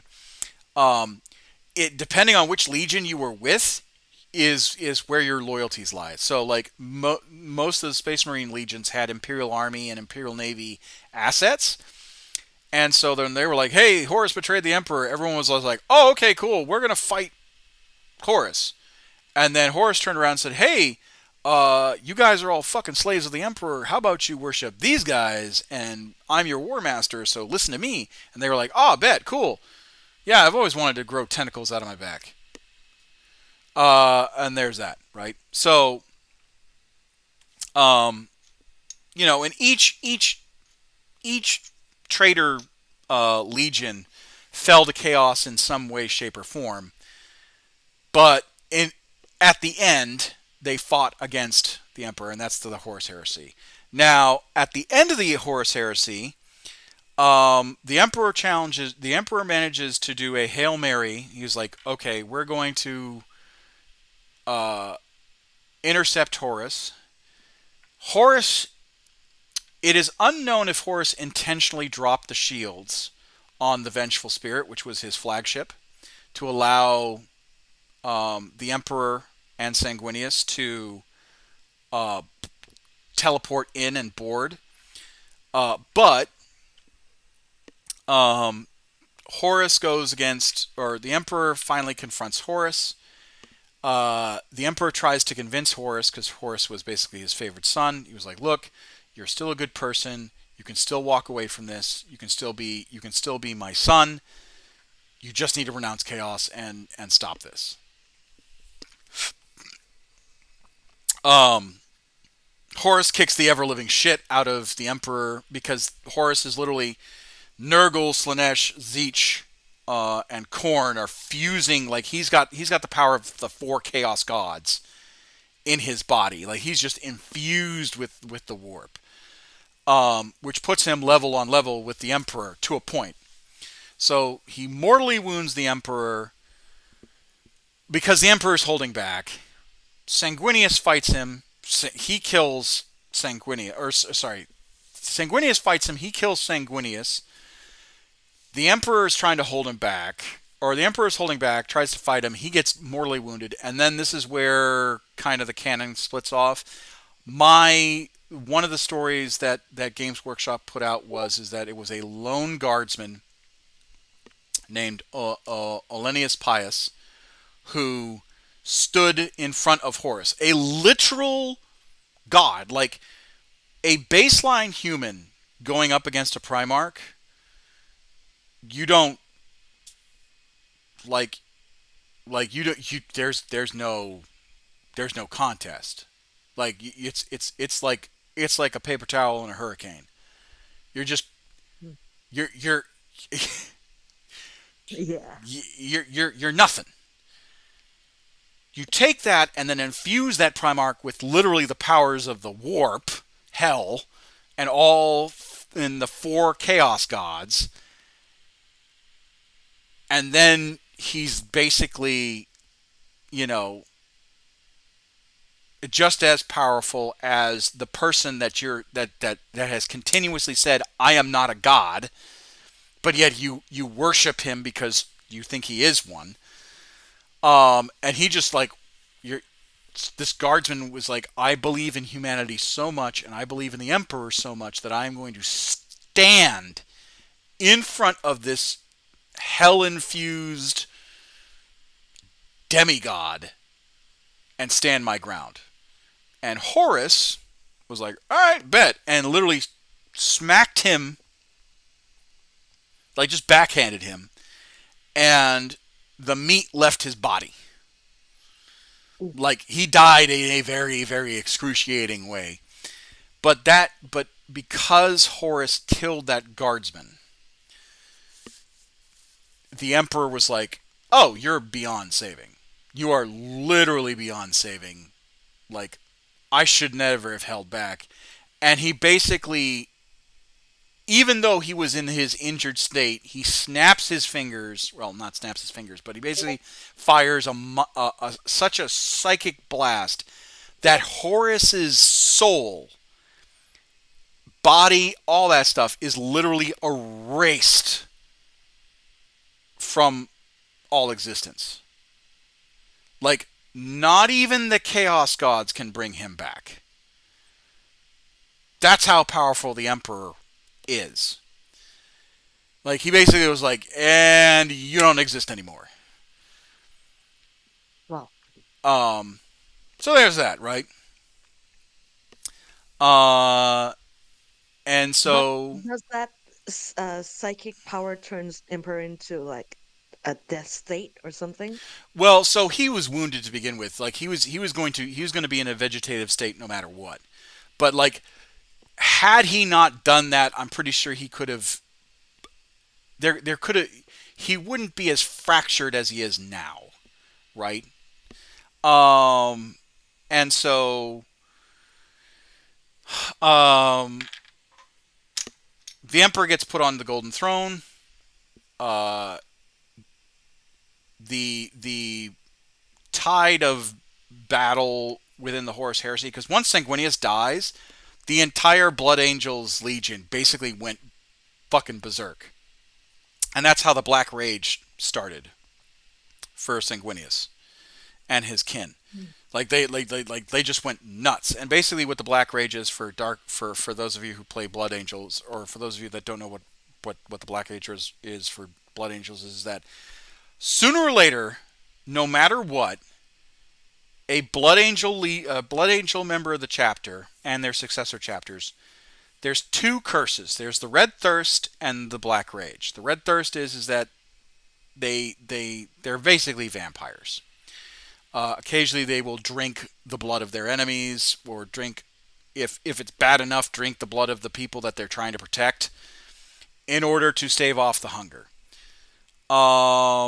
But the Black Rage is once you get to a certain point within the Blood Angels hierarchy, or like age wise, like however old you are, you start seeing everybody as if they were Horus, and you happen to be Sanguinius. And anything that's like a traitor marine, whatever the case is, nope, you're you're basically Horus, and you're basically reliving the fight on the Vengeful Spirit.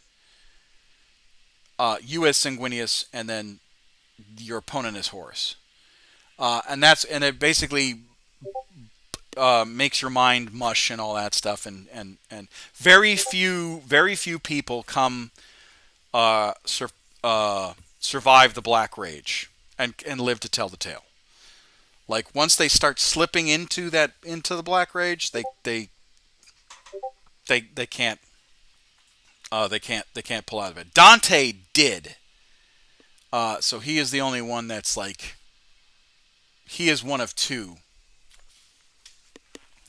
No, actually no. I think there's like a few Blood Angels, but it's not much. I think there's only like I said, 2 to 5. I think that have survived the Black Rage, and have come back and have been cogent.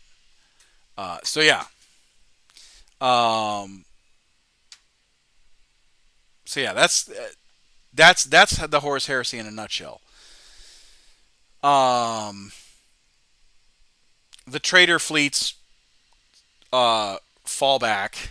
Uh, then there's the Scouring, which is basically all the loyalist legions, the Primarchs, um, basically go on a killing spree, trying to hunt down their traitor brothers and punish them and reclaim lost territory.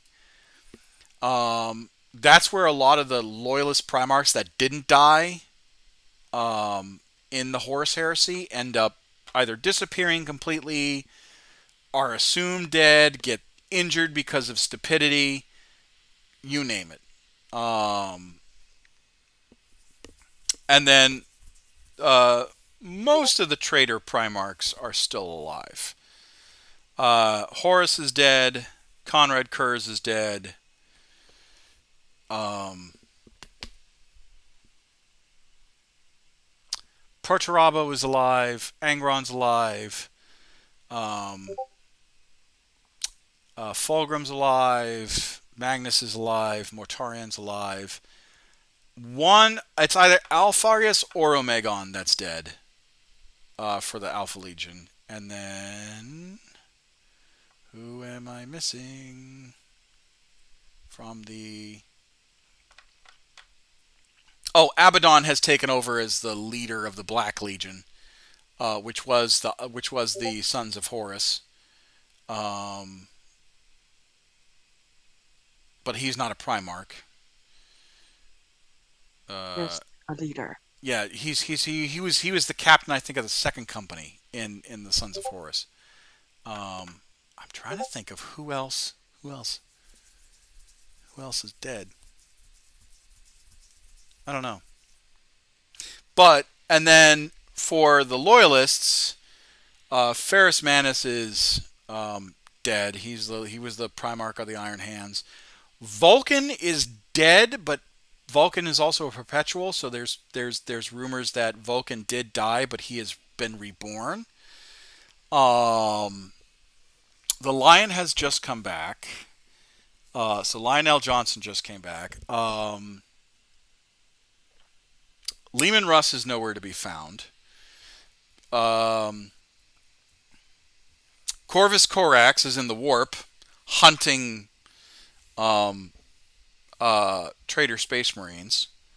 Jagatai Khan is nowhere to be found.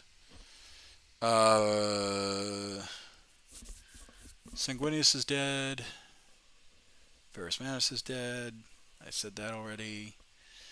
Rogel Dorn is nowhere to be found. The only thing that they found was his left hand, and that's it.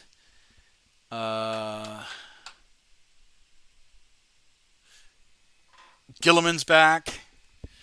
Gilliman was actually the first Loyalist Primarch to return. So it's Gilliman, the Lion,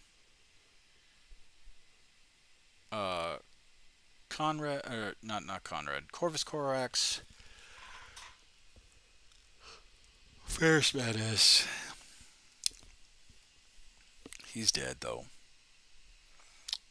He's dead. Rogel Dorn is missing. Lehman Russ is missing. Jagatai Khan is missing. Yeah. Sanguinius is dead. Yeah.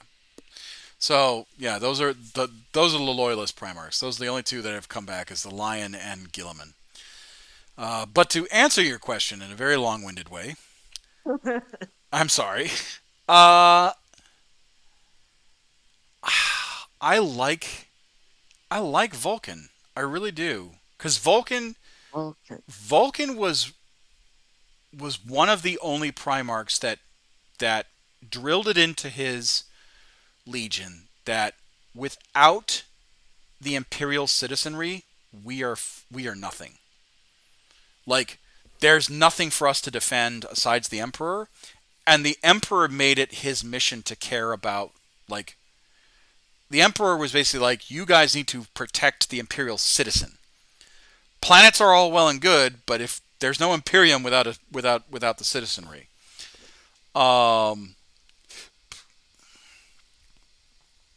So there's that, right?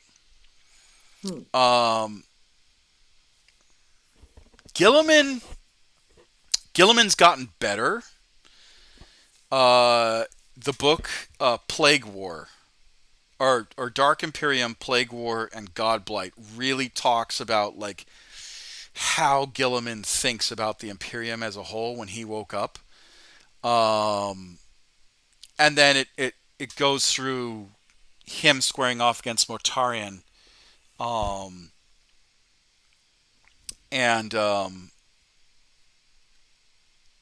like there's this very unique dynamic of, he's the Imperial Regent. He has his father's sword and everything and all that stuff. Um, Everyone's kind of thinking of him as kind of the emperor to the heir apparent to the Golden Throne, um, because he was the first one to wake up and all that stuff. Um, but yeah, it's. But then I read The Lion, and the Lion book was pretty damn good too. Uh, but like if I had I think my knee jerk reaction would be Vulcan, closely Oh, closely followed by either the Lion or Gilliman. Um, but yeah, that's like that's my take on it. Um, hey. so I just gave you about 2 hours worth of lore. I'm sorry you're drinking from the fire hose. No, no, no, it's okay. It really is that Please meme move of, oh, on. tell me about Warhammer, and then it's just this guy giving verbal diarrhea of the mouth, and this poor woman's like, wait, stop. No, no, no. I like it. I like it so much. But wait, what time is it? Oh dear. I have like 10 more minutes to stay here before I go play my D&D campaign. I play D&D like almost every night now. Oh, good. But I, but if I wish. the session is finished and you're still streaming, I might come back and join Okay, if all right. that's okay. Yeah, yeah, yeah, I yeah. don't know how long you're going to stream. Oh, I'm probably gonna go for another 2 hours now that I'm actually like, because like I love talking about lore, but whenever I do these sit and paints, I never can like focus on painting while I'm talking about lore because I have to remember. There's Sorry. no. Don't apologize. I like talking about lore. I like talking about 40K and whatnot, and we definitely did talk about D&D for a hot minute too. Um, uh, it just it's one of those things where like there's a lot of 40K. I'll leave you with this. A lot of 40K lore has been softly retconned. Um, some of it been removed because of X, Y, and Z. Hmm. You know, because it either didn't fit the setting anymore, or it was just everyone's just like, oh, well, like cringe, kind of a deal. Yeah. Um, so uh, yeah, like there was definitely there was definitely just some there like there was just some stuff there was just like, oh, that doesn't make any sense or whatever the case is. Mm. Um uh so yeah, it was it, some of the newer some of the newer lore is more canonical than the older lore, but like there's an iceberg, right? There's the top of it, which is like 90%, because the thing is that the story is ever changing, so nothing can be 100% or truly 100%. And then like the lower you get to the iceberg is just like 80, 60, 30, and then when you get down to the to the abyssal depths, it's just like, no, this may have been kosher at one point, but it ain't kosher anymore. um, but yeah, no, I love it. I No. I love 40K. Um, but yeah, so you might read about some lore and you're just like, oh, that's kind of weird. It doesn't fit what everyone's saying now, and it's probably because it was either retconned or changed in a certain way that it kind of no longer fits. Um, but like I said, I love 40K. I fucking love 40K. Yeah. Before I go real quick, I did this painting of Conrad because he's like one of the first Primarch that my friend introduced me to. Said that, hey, Damien, I think you might like this guy. He's like very angry boy and he hates everything. I was like, okay, sure. Who is he? Let me see. Let me see. Let me see. Let me see. Yeah, I think you've seen him if you dig on my Twitter a while ago. Hold on. Hold on. Hold on. Yeah, in the art gallery. Oh, Gallery. it's Yeah, it's in art gallery. yeah. Ooh, So, ooh, you play so yeah, Chaos? I redesigned his armor a bit to, fit into my aesthetic. You play. So you did Black Legion colors. It looks like. Yeah. Okay, all right. Yeah, that's a pretty cool. That's a pretty cool. That's So I have a plan in mind that next, I think I'll draw Sanguinius. And yeah, I ask you who's your favorite Primarch. So maybe Vulcan after Sanguinius next. I yeah. don't know. We'll see. We'll see. Vulcan's pretty good. I like I said, I don't really have a favorite Space Marine Primarch.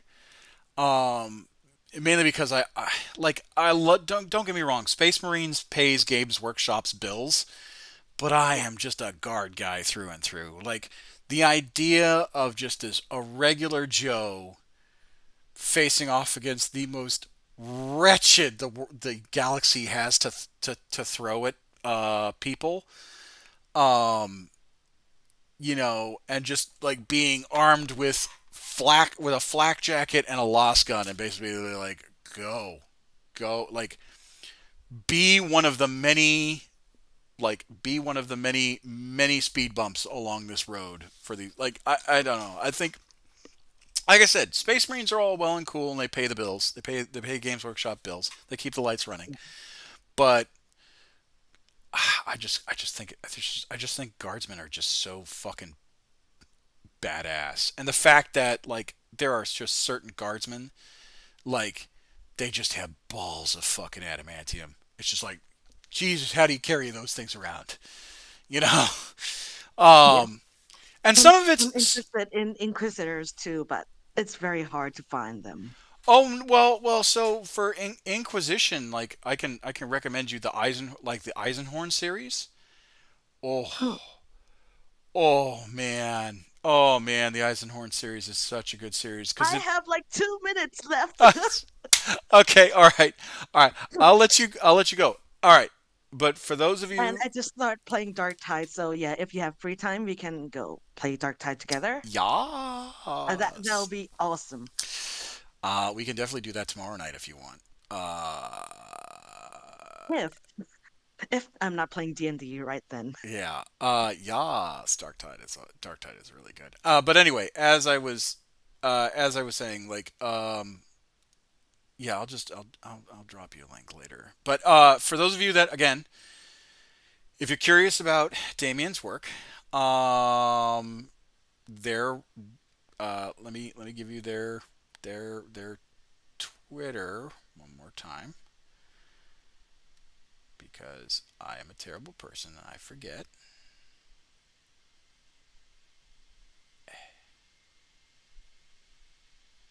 Right. It's All time. right, I have to go now. I know. Just let me just give you this quick shout Okay, out okay, okay, okay. Thanks. before you go. All right, Okay, okay. so there you go. There's Damien's Twitter. Uh, please give them some love.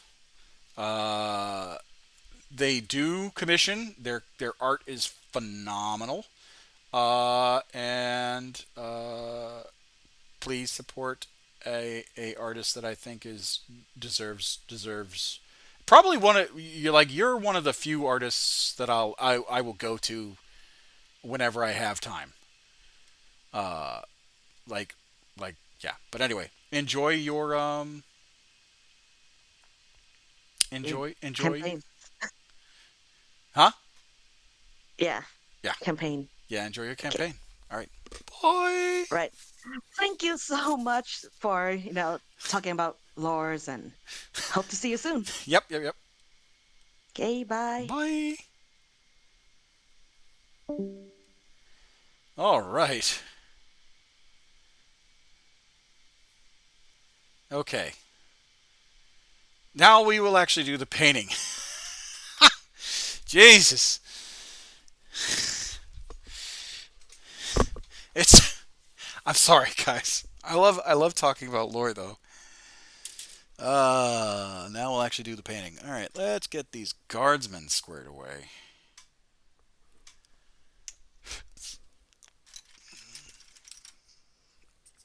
Oh, Commissar, you told us that you would be painting today. Well, I did. I did.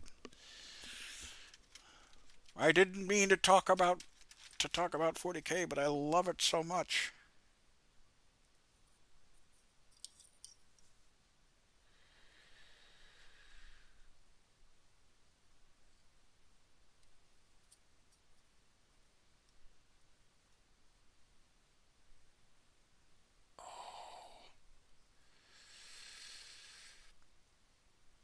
Please don't snap. That'll be a hard repair if you do. I'm gonna be very upset.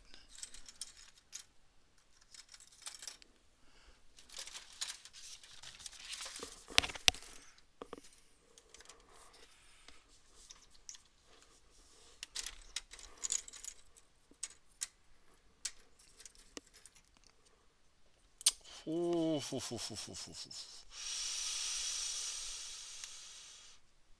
be very upset if you break.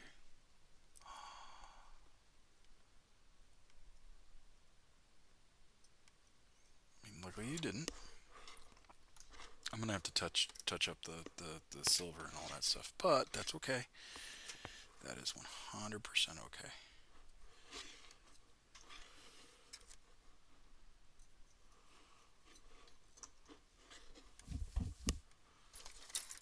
We are still a-okay.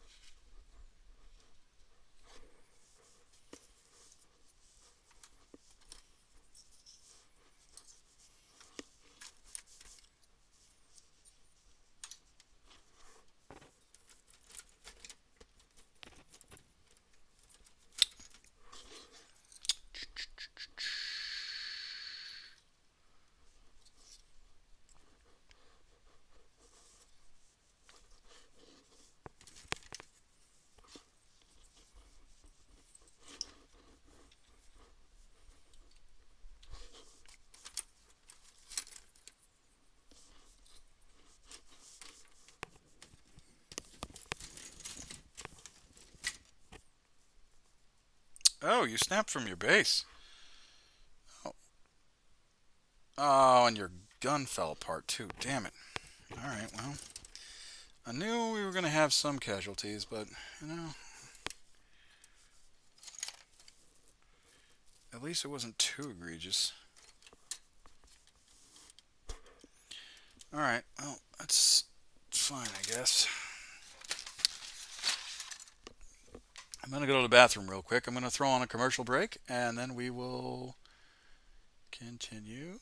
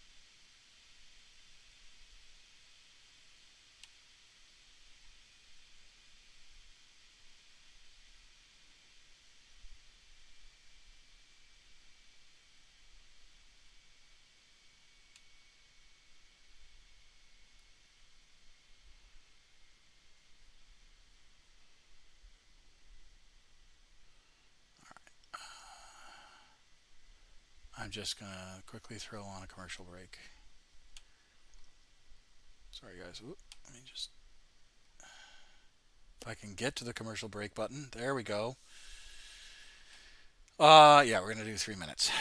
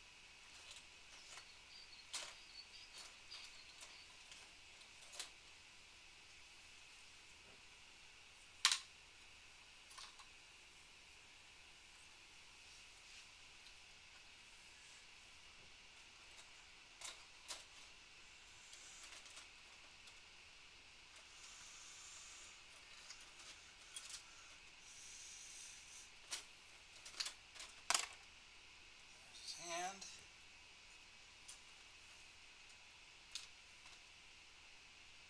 Oh no, the gun carriage. Damn it. The gun carriage is broke. That's okay. I hadn't painted them yet, so it should be okay.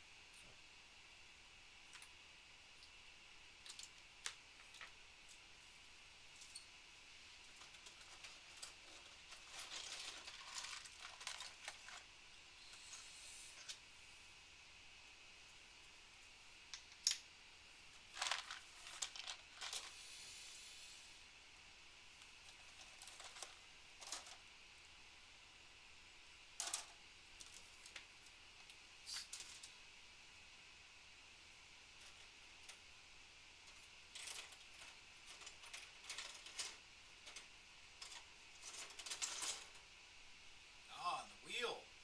Damn. Alright. You know what? That's okay. Ain't nothing I can do about it besides fix it. Which is, honestly, if that's all that was broken from the transit, I think that's a win. Ah.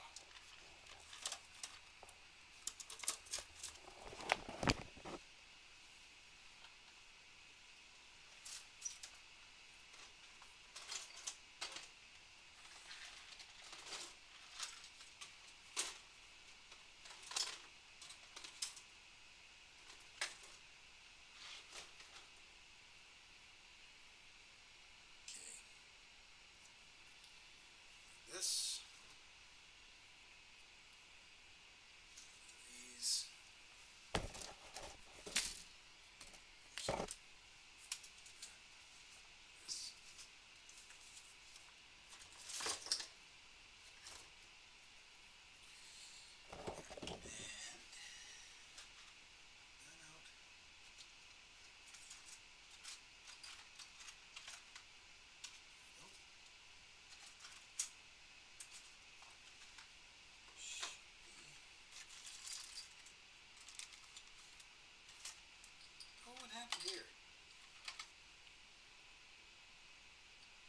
snapped off. What happened here?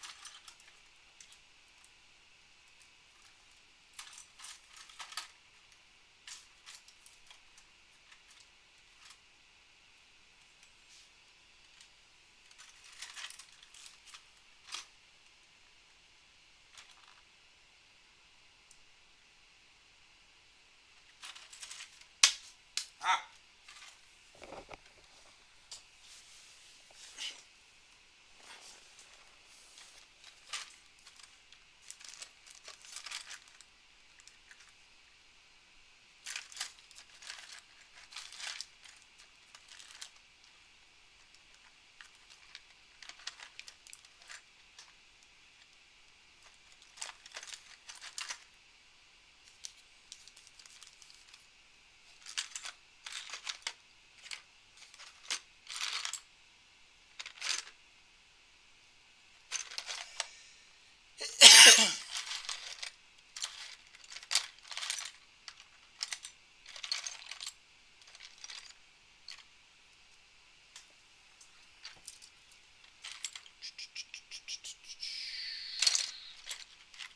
What's that piece?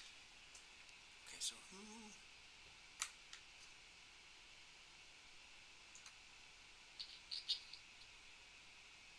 That's a base.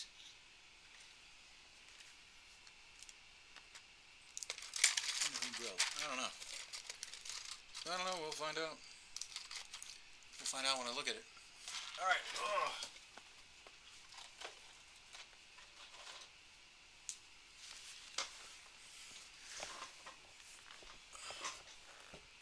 You know what? Get my phone real quick.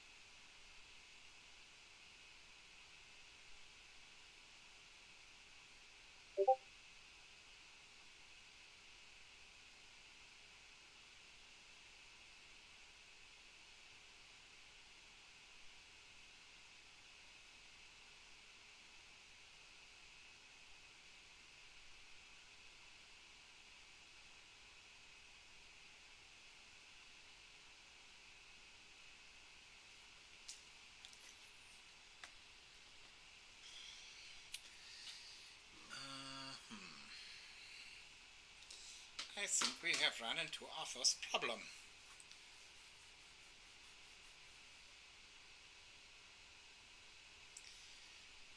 Oh, damn it. 1 Minuten bitte.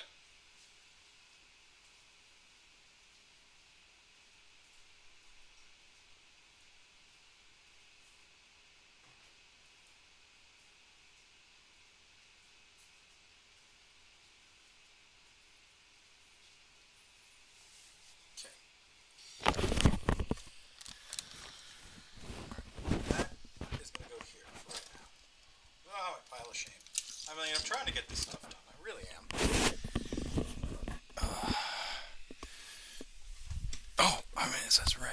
do some music.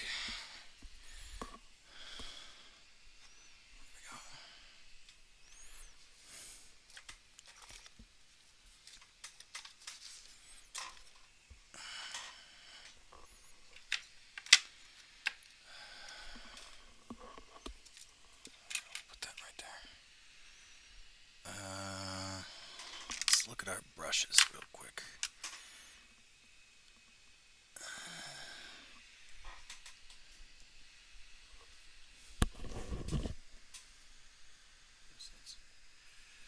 Check these out.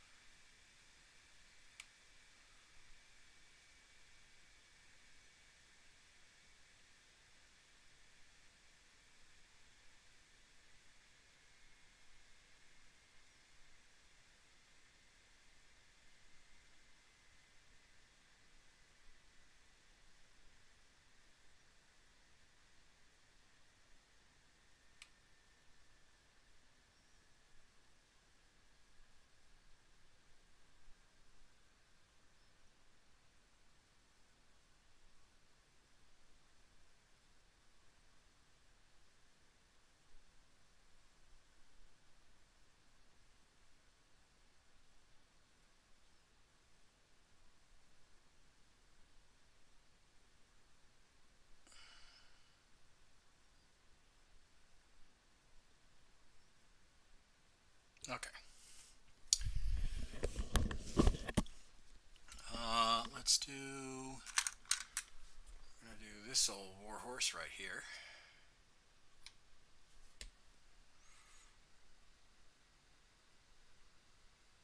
This bristle brush right here. We're gonna repair this one.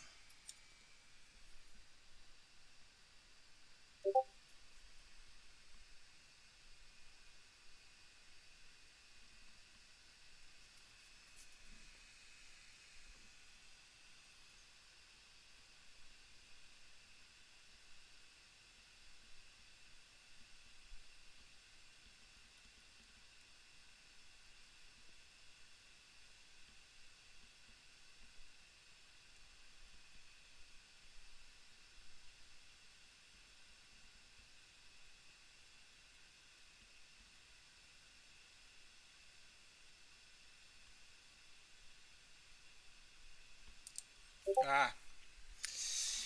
Oh, damn it. I know this was going to be a hard piece to glue back together.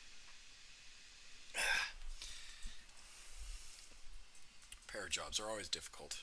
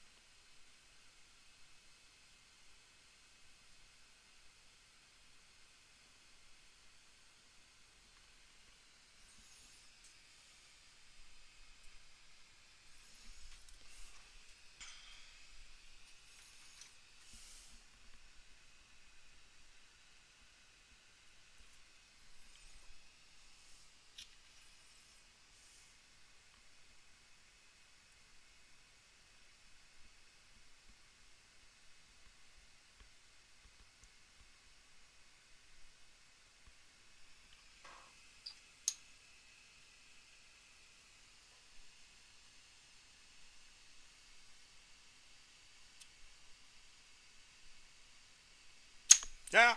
Damn it. Ah.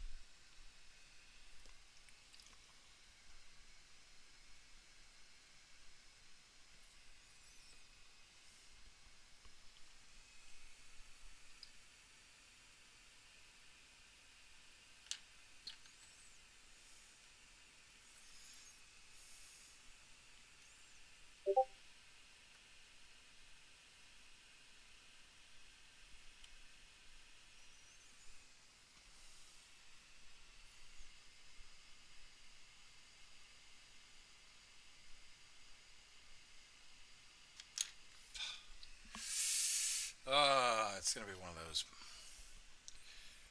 glues.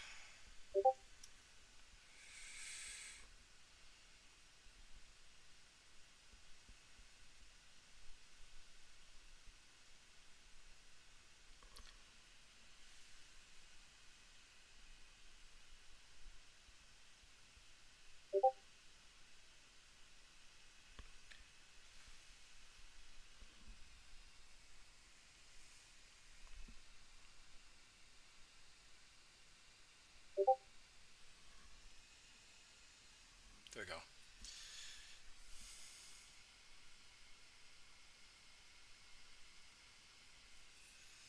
Hopefully that sticks a little better.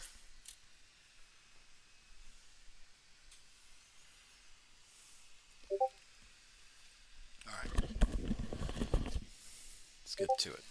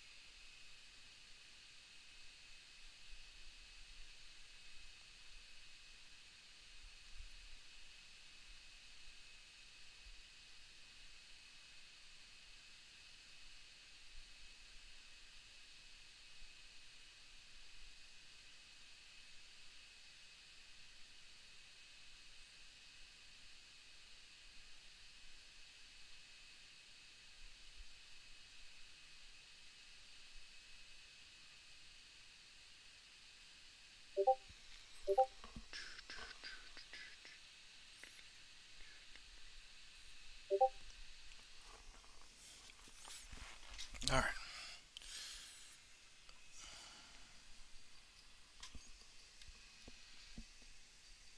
Oh,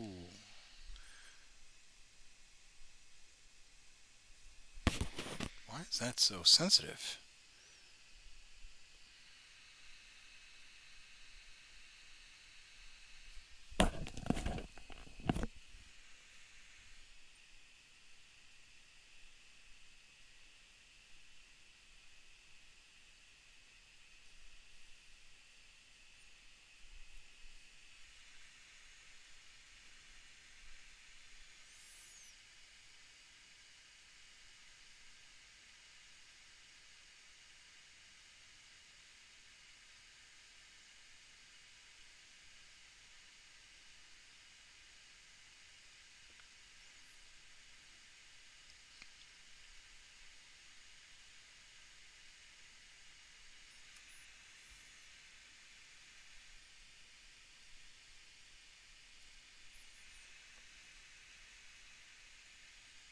Just want to make sure that it's not being heard.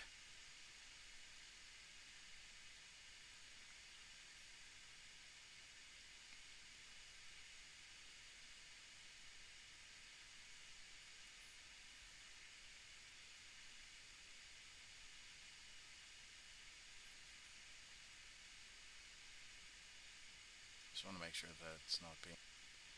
Okay, I think it wasn't heard. Hopefully it wasn't heard. I will be very upset if it was.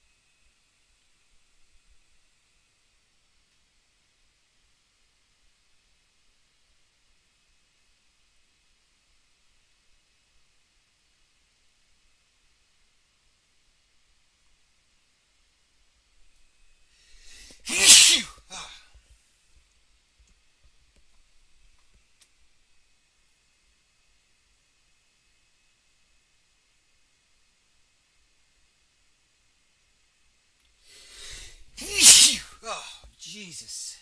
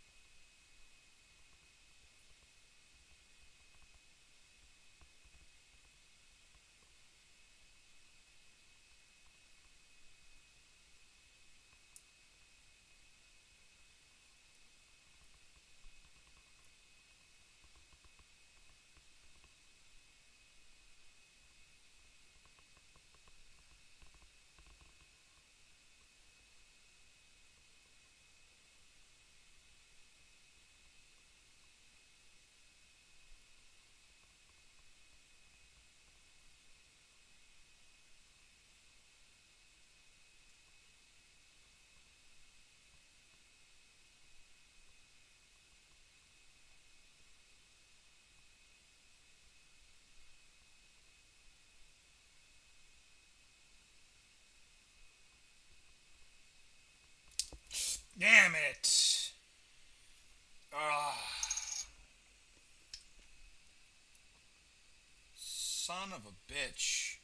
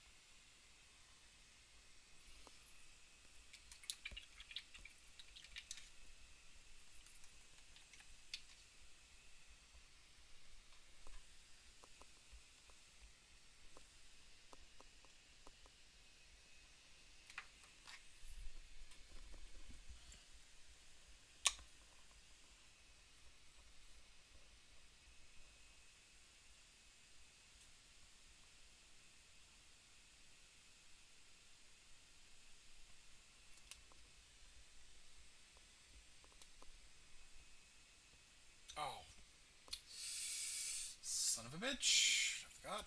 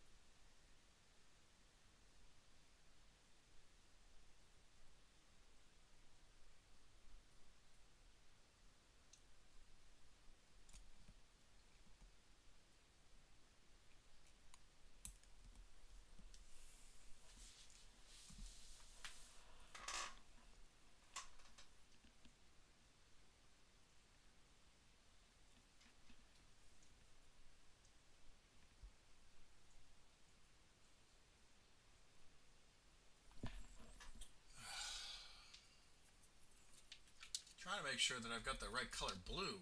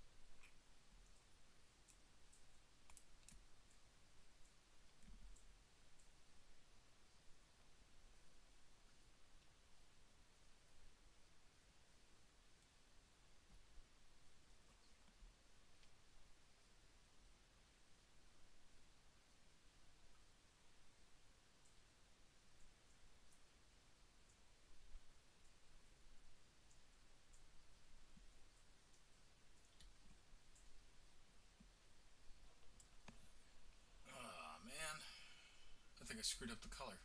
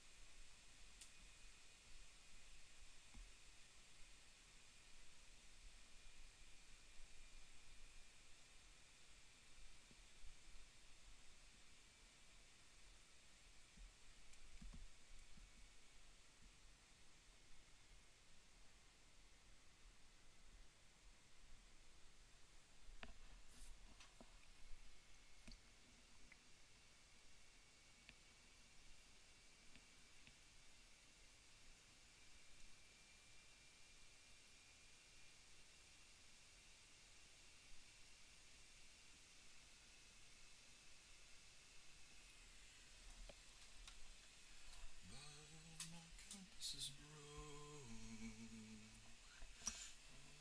I'm gonna make it. Yeah,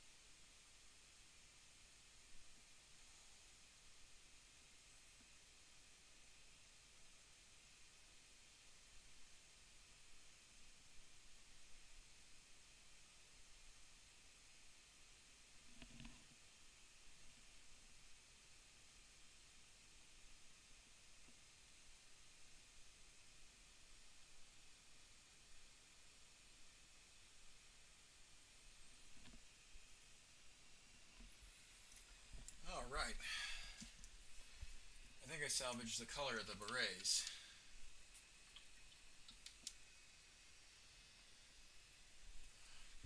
Time will tell.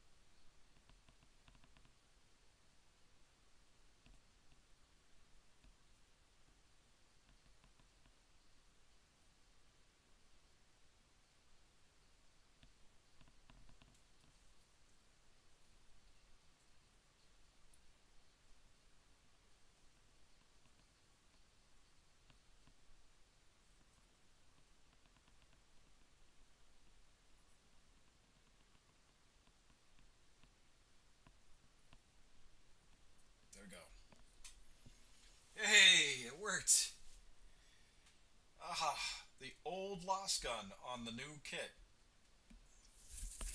An actual fixed bayonet.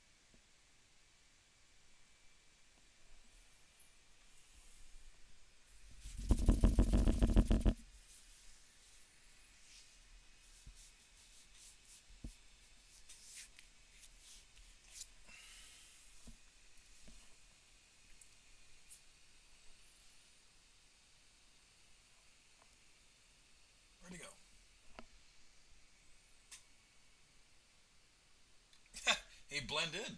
That's how good it was. That's how successful it was. Impressive.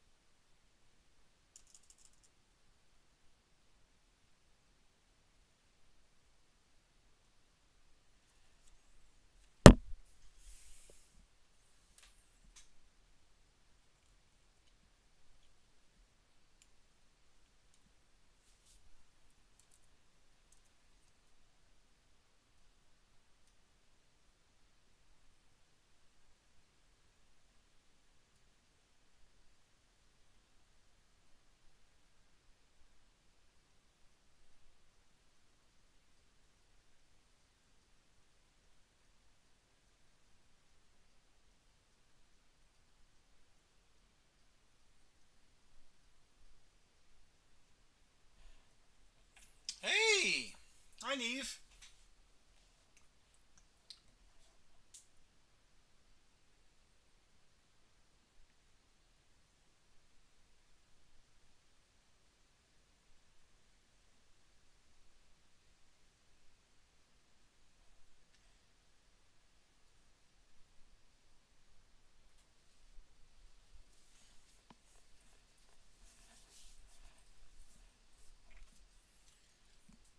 How was work?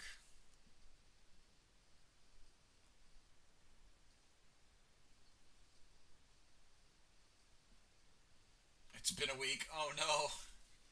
Well, I'm actually almost done with my stream tonight. Um, I worked on some berets, and I was talking to Damien about 40K because she was kind of interested in it, or they were kind of interested in it. I'm sorry. So yeah.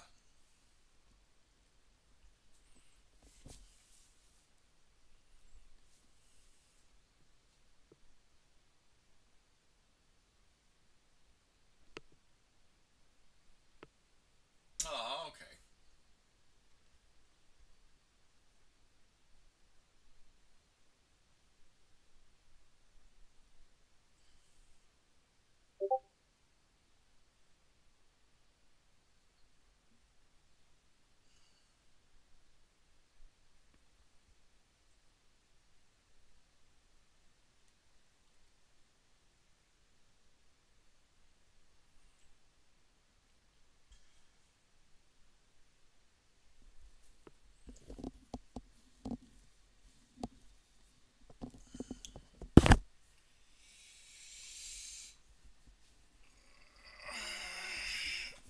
Oh man.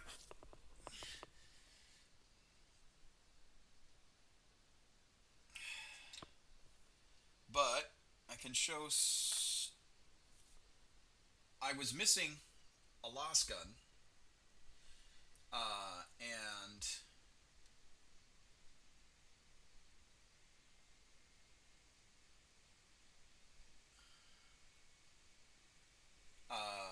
so I modified it. I modified the older kit, the older Cadian kit lost gun, to the newer Cadian kit, and so it actually looks pretty damn good. I like the way it turned out. I struggled with it, but I like the way it turned out because I was missing a bit. Now I just need to figure out which lost gun version is this so I can put that on other newer kits if I'm missing bits. But yeah, it turned out pretty damn well, and it's not too, if I can do it, it's not too jarring.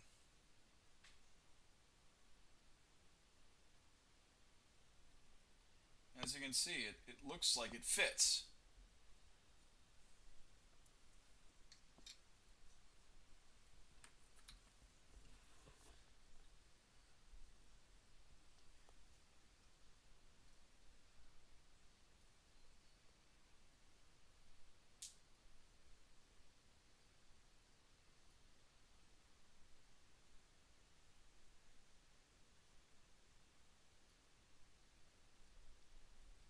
Yeah, and I did a sister battle.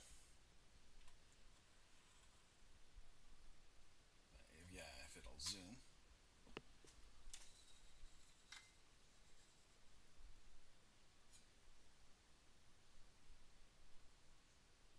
Come on, focus,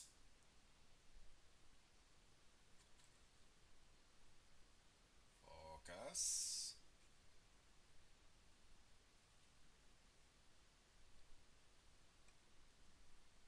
There we go. So I did that heavy bolter. So yeah, it's it's been a kind of a productive week.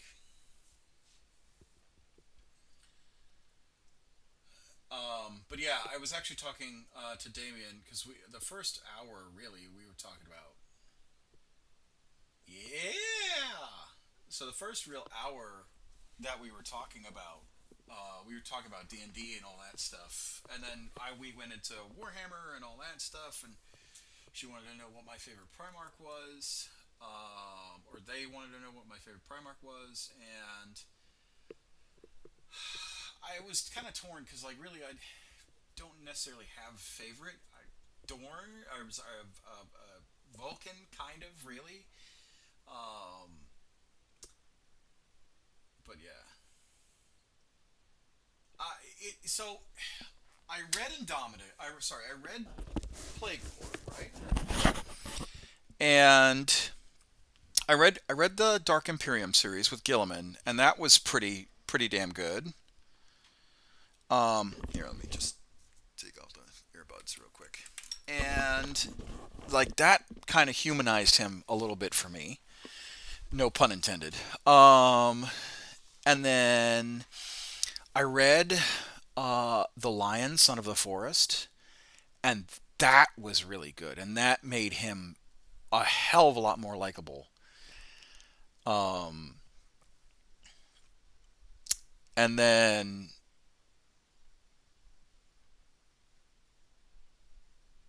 and then so I really haven't read Vulcan, right? Uh, so yeah, I just um, but yeah, I enjoyed it.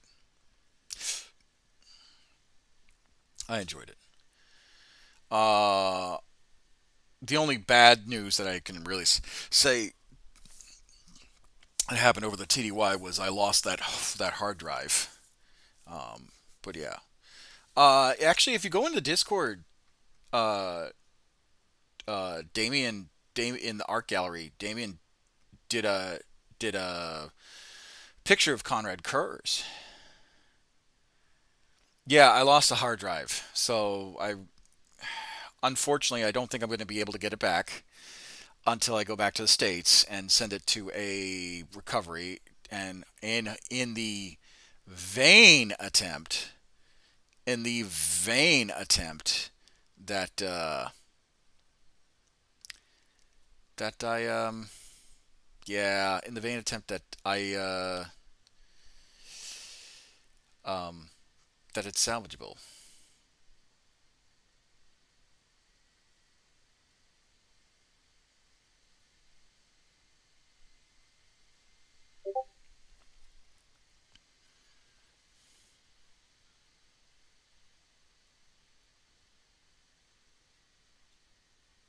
Yeah, good old Conrad Kurz. Yeah, yeah. Damien did that. They did a hell of a job.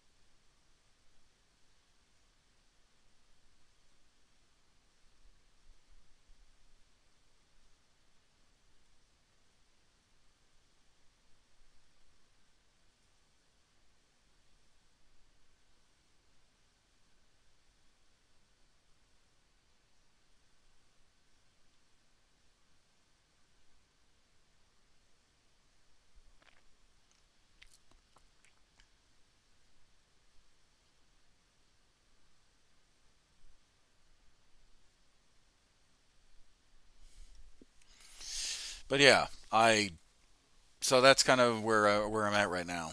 Damn, it's already 2 o'clock. Holy crap! It's almost two. But yeah, so that's kind of where I'm at right now with the painting and whatnot. I did, like I said, I did the berets, and let's see, that's 18.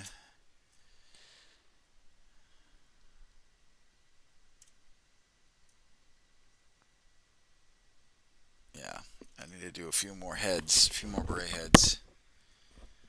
Oh, my ear.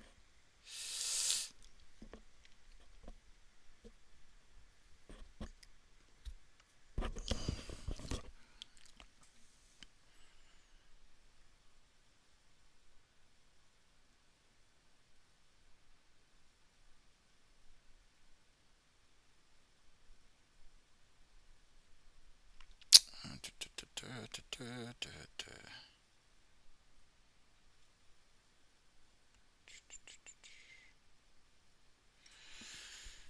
Yeah. So I need 9 more heads. I should have enough. I should have enough, but I'm definitely going to be putting these. And then I just got to do the yellow bits, and then I'll do the faces probably tomorrow. Uh, or I might be doing Dark Tide with Damien. It all depends. Yeah, because she's like, or they're getting brand new into the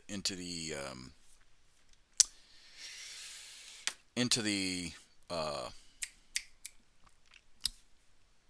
into 40K. I mean, they kind of were introduced when I did the commission for my artwork, but they've gotten more into it.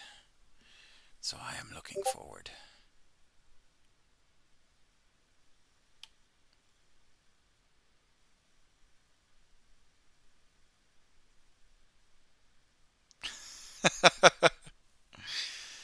Uh,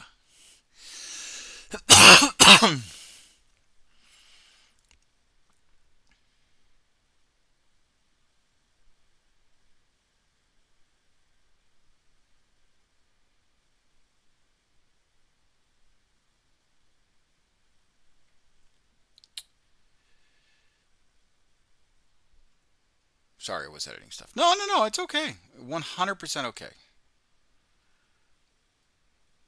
100% okay.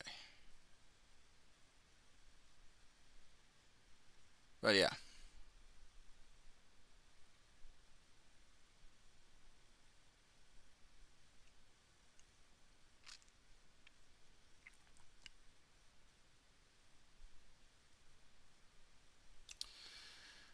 I'm just giving my eyes a rest because, like I said, I think I'm done with the stream tonight. Just because it's already 1 o'clock, and sorry, almost 2 o'clock, and I still got to do some stuff in the kitchen, and then I got to wake up at a somewhat reasonable time. But yeah, I liked the way it turned out. This was good. Uh, you know, and hopefully people like the at least the beginning of the stream where I was just chatting and I think I did a pretty decent job summing up 40K, or at least touching on like the big stuff. But I mean, there are better people that like there are better there are better people that do it that are more skilled at summing up 40K in the broad strokes than I. I'm just a guy. I'm just a I'm just a dad that tries to get as much information as possible. But yeah. Um, by the way, those overlays, I'm still working on trying to get them in.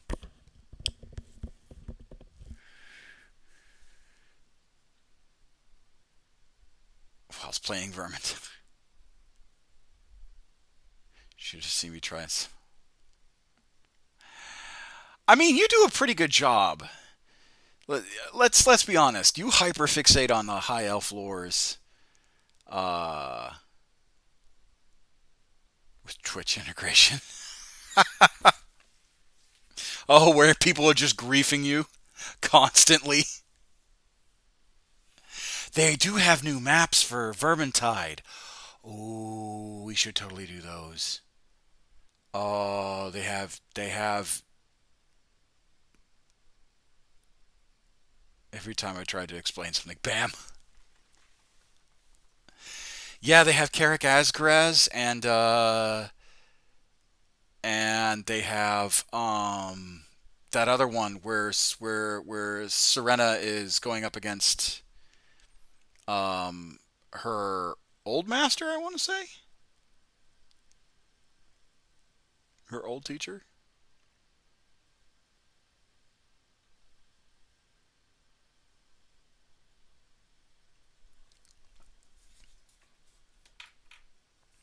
Yeah, her old master. I still have not done those maps. I kind of want to do them. I do miss hearing Salt Spire's voice.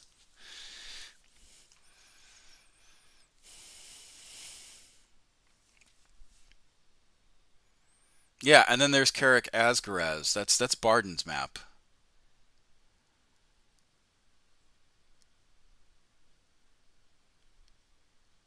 I was helping my friend Ruin learn how to play. Oh well, maybe we could get a four-man team going and do some griefing.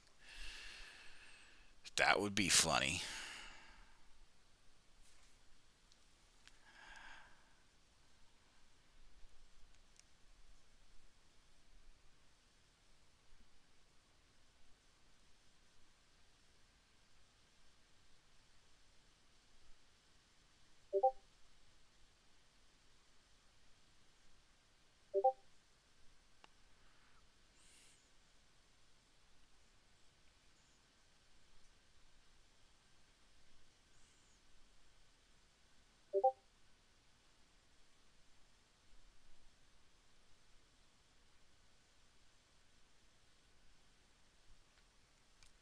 But yeah,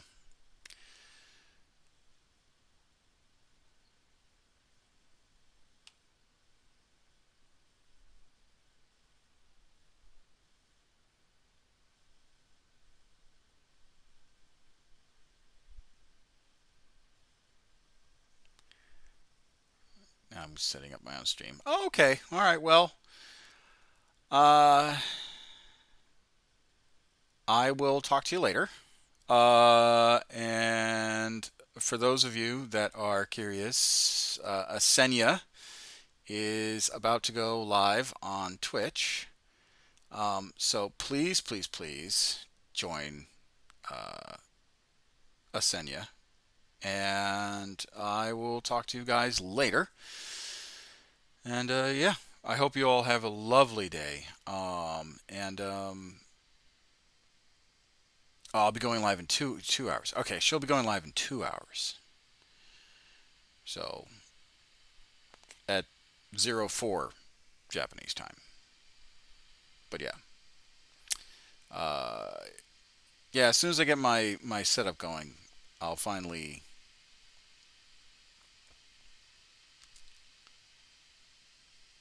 Yeah, sorry, bud. No, I know.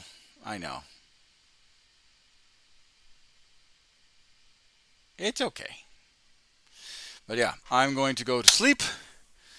Uh, and I got some stuff that I need to take care of. But sleep first, or sleep second. But anyway, I will talk to everyone later. My name is Commissar Hecht, and as a reminder, all live streams are charity based. And I will, and you know, as always, I'll be honest and upfront when it comes to the live streams and whatnot. And so far, we only have 140. I would love to see. I really want to get to like 500 before I turn this in. The goal is 5,000. I would like to get 5,000, but anyway, I'll talk to you guys later. And tomorrow night we might be doing Dark Tide or Vermintide, whatever tide, or I might just continue painting because we're really close on just finishing some of these guardsmen. And ooh, I don't know what else I'm gonna do. But yeah, so there's that. Yeah, I'll talk to you guys later. Bye bye.